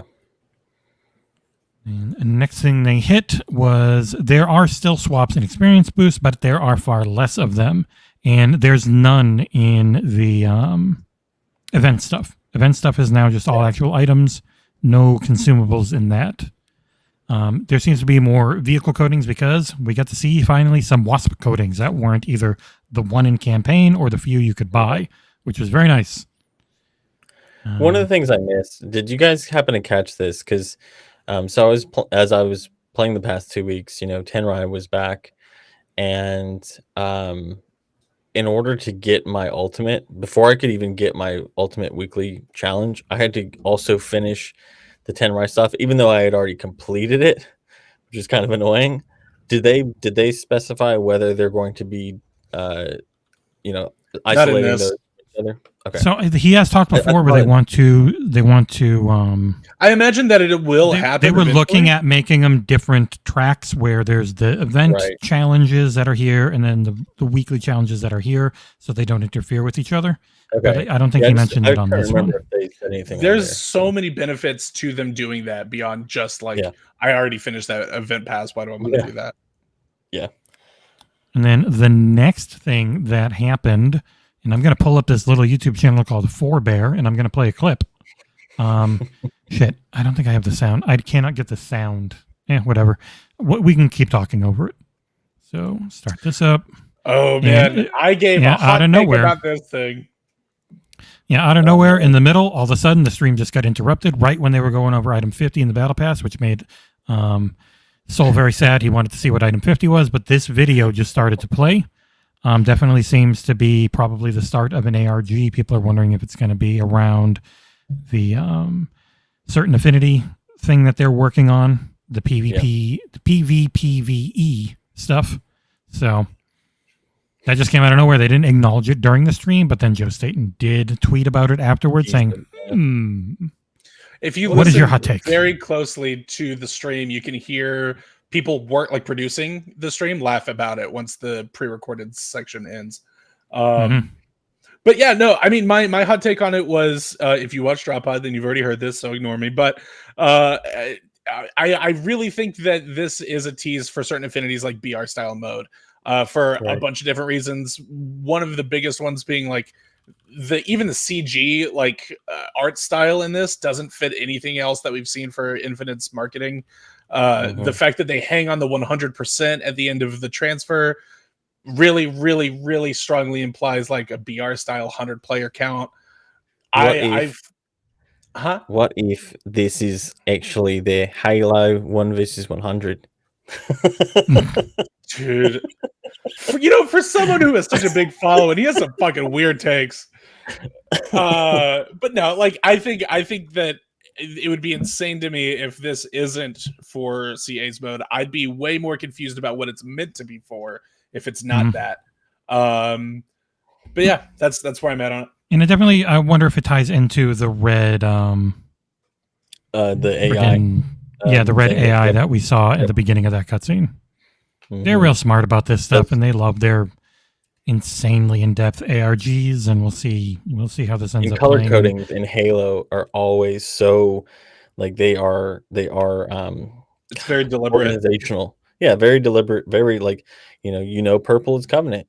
Blue is Forerunner. Green is UNSC, etc., etc. So yeah, they're very purposeful in how they use color. It was a cool teaser. Yeah. Yes. I liked it. And it just completely out of nowhere, right in the middle. They didn't even stop their friggin' pre-recorded thing with Jerry. Oh, and then the Lux thing also. The Lux Velispa is what it's called. Lux is a UNSC like Halo term. It is their nuclear launch system. And then the Velispa is an old Greek poem that is about war. Nuclear war, basically. So we moved on. They went back to going over the battle pass. The final 2 rewards are your elite skull shoulder pieces, which have been seen before and look real damn cool. And then they started talking about the first event is on day 1. Interference. You get 10 items to earn. Has the last Spartan standing mode on Breaker. After the event ends, last Spartan standing then becomes available on all big team battle maps. So every time. And Jerry was quoted, every time we launch an event, it'll move to general playlists so you can play it after, which I think is a nice thing for like people who were wanting to play more Fiesta after Tenrai ended the very first time. See, this is also what I think these narrative events are tied to. Is this the event, right? That's starting day 1 is Interference. That's the narrative event. It's also the event launch for Last Spartan Standing for the week long Breaker before it sticks around. You have to assume that the narrative event is just tied to them introducing this mode. Not just that. I'm sure that there's obviously going to be more to it than that.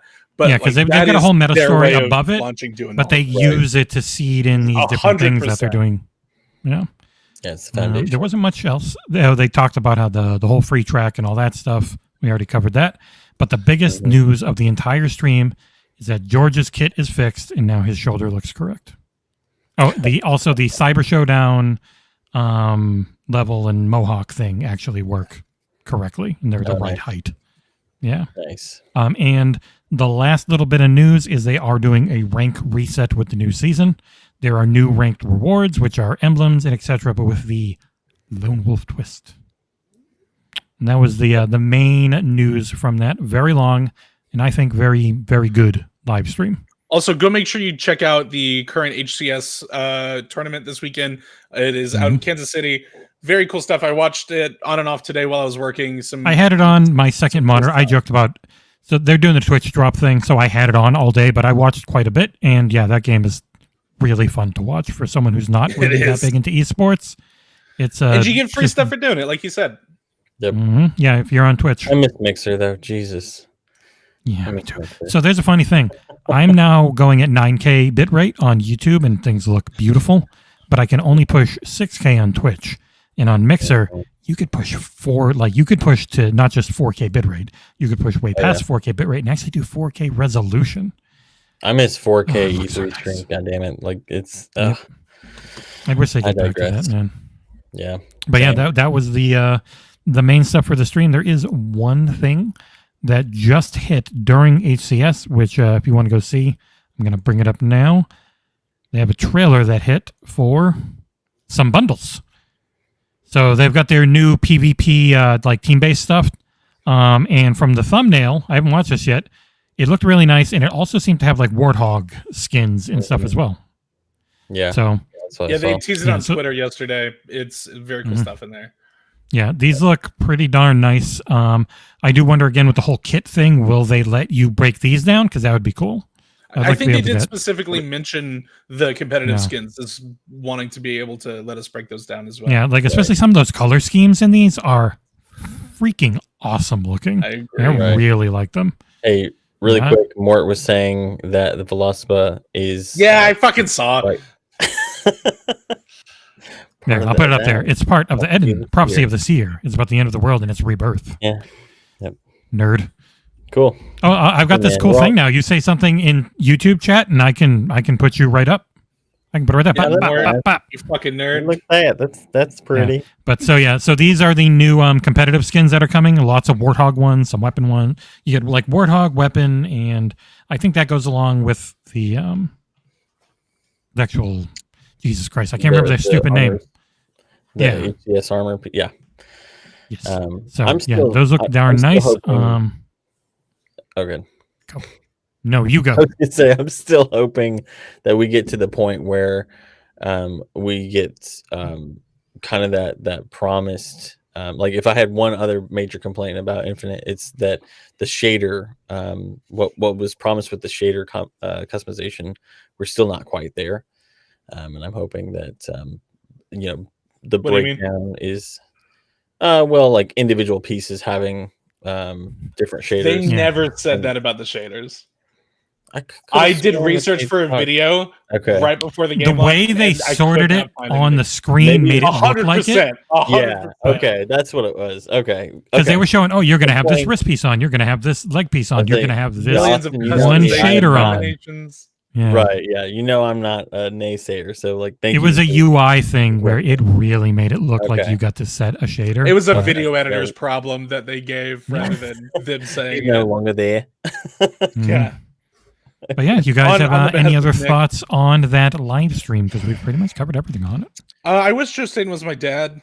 That's not true. But I thought again, like I can always use more transparency. They're absolutely crushing in that department right now. I love the humility that they come out with, and they're very humble and say, we're sorry, we're trying to do better. We just need a little bit more time. Here's like some cool stuff in the meantime, and to make up for it or whatever. We're also gonna throw Forge out a little bit earlier than maybe we wanted to, so that you can make cool content too. We're gonna try to fix custom games, maybe. I thought it was a great stream, and if every stream is on this level, I'll be a happy boy. Yeah, the Forge in September really does seem to match what Season 3 would have been. Right. This is the part of Season 3 we can still get out there, even if it's still technically 2. So, what about you, Dan? Yeah. I mean, pretty much the same. The self accountability. It's honestly still really rare in the industry. It takes a lot to admit when you fucked up. It takes a lot to admit when maybe you haven't fucked up and you're just, hey, we're behind because people are still working from home. There's all these and there may be issues with the engine, all that kind of stuff. But it's nice for them to come out, get ahead of it, and set expectations. But also, like, if you look at the full breakdown that they put out 2 weeks ago, with every change that they've got, like all the changes and the feedback for those changes, it's very clear that they're listening. And the fact that they've responded to pretty much everything and a fair amount of that's being implemented soon. A few amount of those changes are being implemented soon. I think is it speaks to 343 to their resolve, to their willingness to just hunker down and make the game that everybody wants to play. And I think for all the naysayers and the toxic discourse online, like that is just, we've literally seen, over the past 5 years, we have literally seen dozens of examples of even big name games and big name developers drop projects that don't do well. I mean, Anthem is... How many live service games have Ubisoft put out and killed? And yeah, exactly. Hyperscape. Exactly. And so it's frustrating when you see the treatment that, like, they're, like Satan said, nobody's happy about this, but they're doing their damnedest to make it so that people are. And that's The Last of Us 2 factions. Yeah. MIA. Almost 2 years. Or it's been, what, a year and a half, 2 years for now Ghost of Tsushima's Legends mode, which people seem to really like.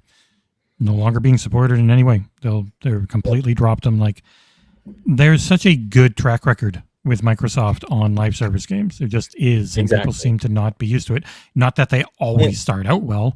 They never start out well. But that's for everyone. Well, none of them. No live service game does. I think it's fair, and not that you guys aren't saying this. I think it's completely fair to be disappointed by the roadmap. Mm-hmm. Right.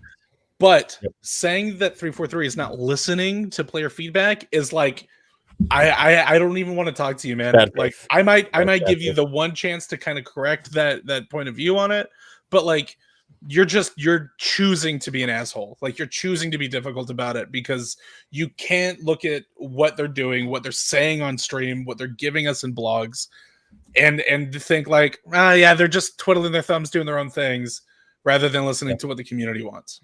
You can't say it's weird that they bring up Priority Zero. I'm sorry, John.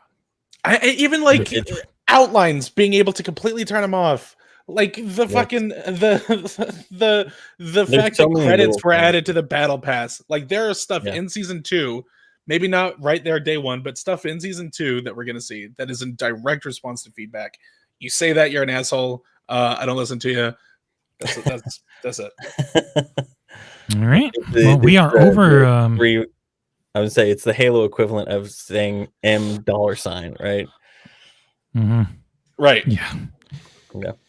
But yeah, we are over 2 hours. We've covered once again the Halo the Series show and a ton of Halo Infinite multiplayer news. Next week will be the exact same because we will actually have season 2 to talk about. Just pretty nuts, pretty cool. But yeah, we are still weekly as long as the TV show is going. So we will be back every Friday around 7:15-ish. Give everyone a little bit more of a buffer because getting home from work and all that stuff. But Austin and Dan, thank you so much for joining me. Thank you, Amanda, who's literally right behind me there. And I moved, but my camera's... Oh, shit. We did. We have a couple. Okay. Good catch. I was like, thanks, man. I don't have my glasses on again, so I... Yeah, so not ending anything. Never mind me. So sorry, guys. Let me open up these questions. I didn't see more. Did you send one late? Because I literally grabbed them a few hours ago and you hadn't sent one. So if you did send one, just type it again in chat and I'll literally pop it up that way. You scumbag. I mean, I love you. All right, first question from good old Collingwood. Hello, Halo followers. Is there a podcast this week? No. If there is, my question is, with only 3 episodes left, what are your predictions as to how the first season ends?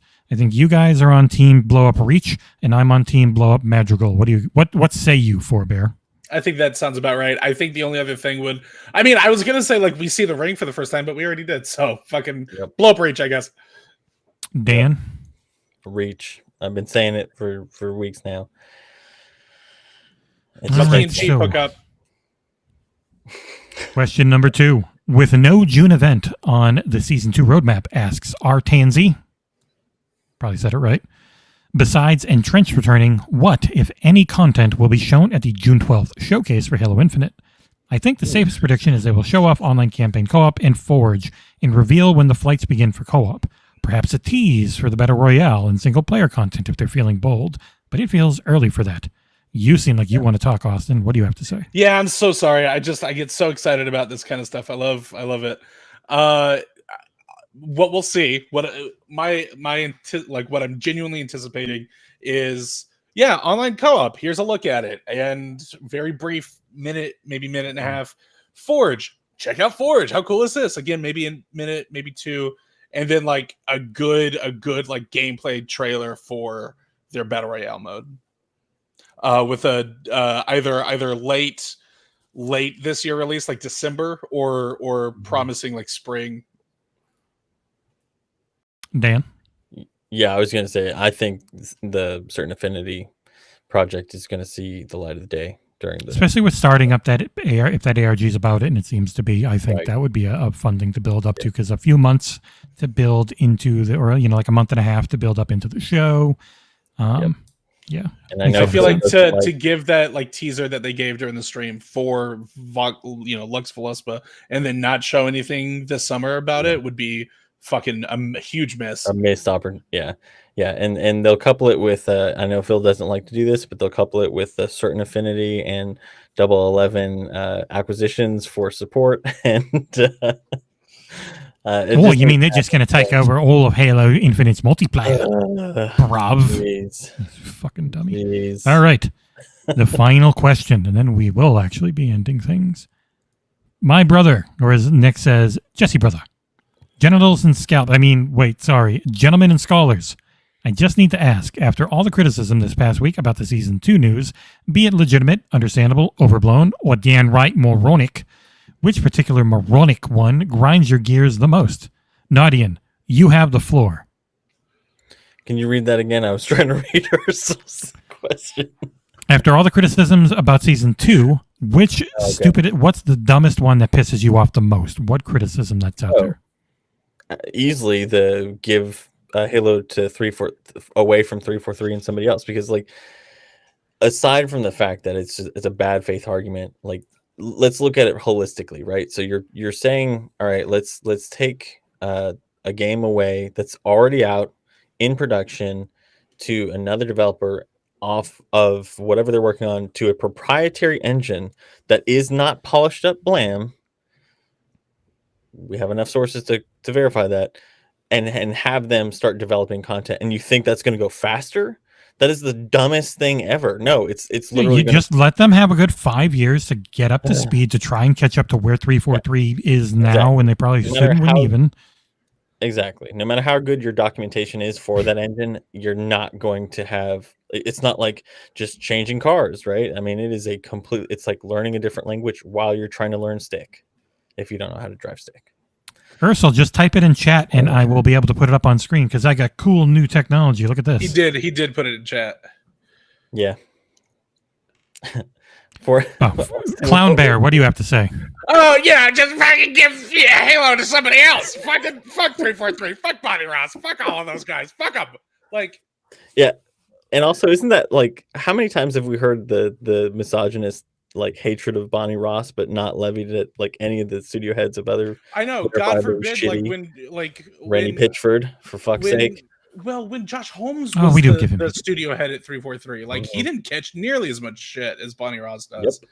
Not that he was ever in Bonnie Ross's position. I think your comparison against like Randy Pitchford and all of them is more apt, but like, people call for like Bonnie Ross and Kiki Wolfkill's heads all the time. It's like, what's your deal, bro? Like, fucking go talk to a girl and sit down. Like, chill out. All right. And from... I'm sorry for interrupting, Austin. Arib Masudi. It's actually just Aarsal. We know that Halo's the Xbox most played chart lags a week or so in its readings. With that info, where do you think Halo Infinite will be on the Xbox most played chart for the week of May 9th? I'm going to go top 5. Yeah, I think that's probably safe. I mean, on console. Right, on console. The thing about service games like this is that you always have an ebb and flow. And typically, you look at any game that's popular, and when their new season launches, you're going to see an uptick.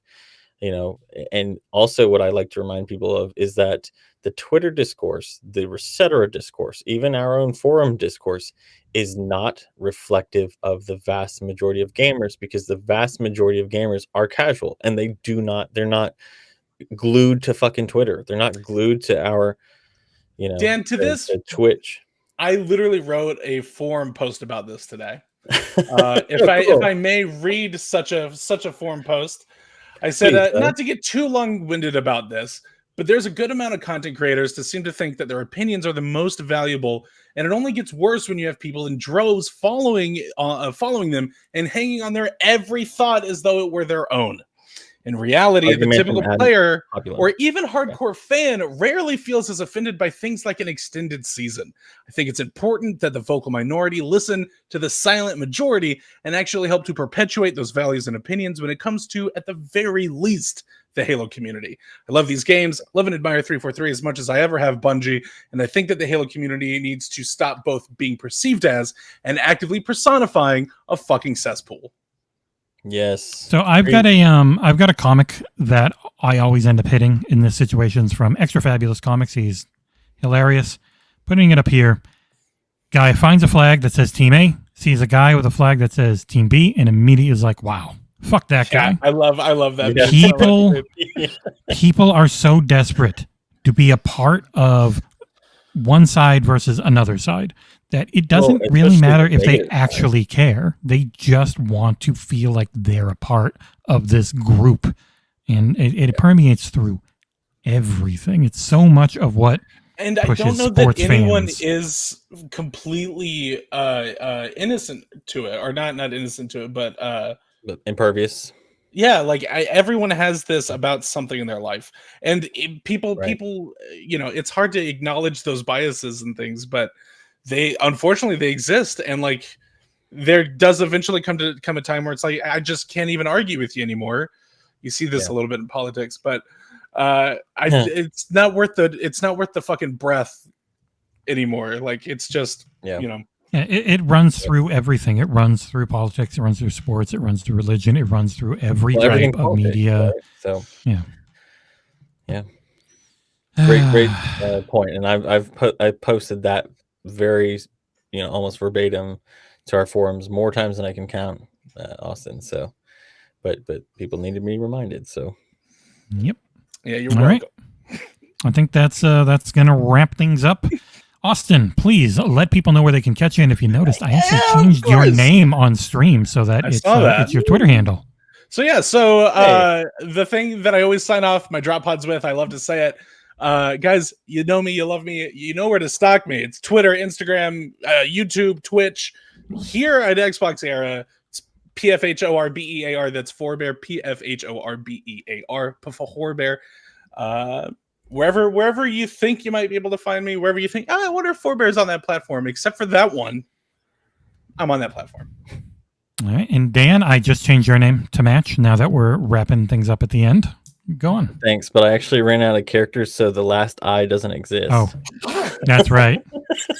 I always forget about that. Digital scientist.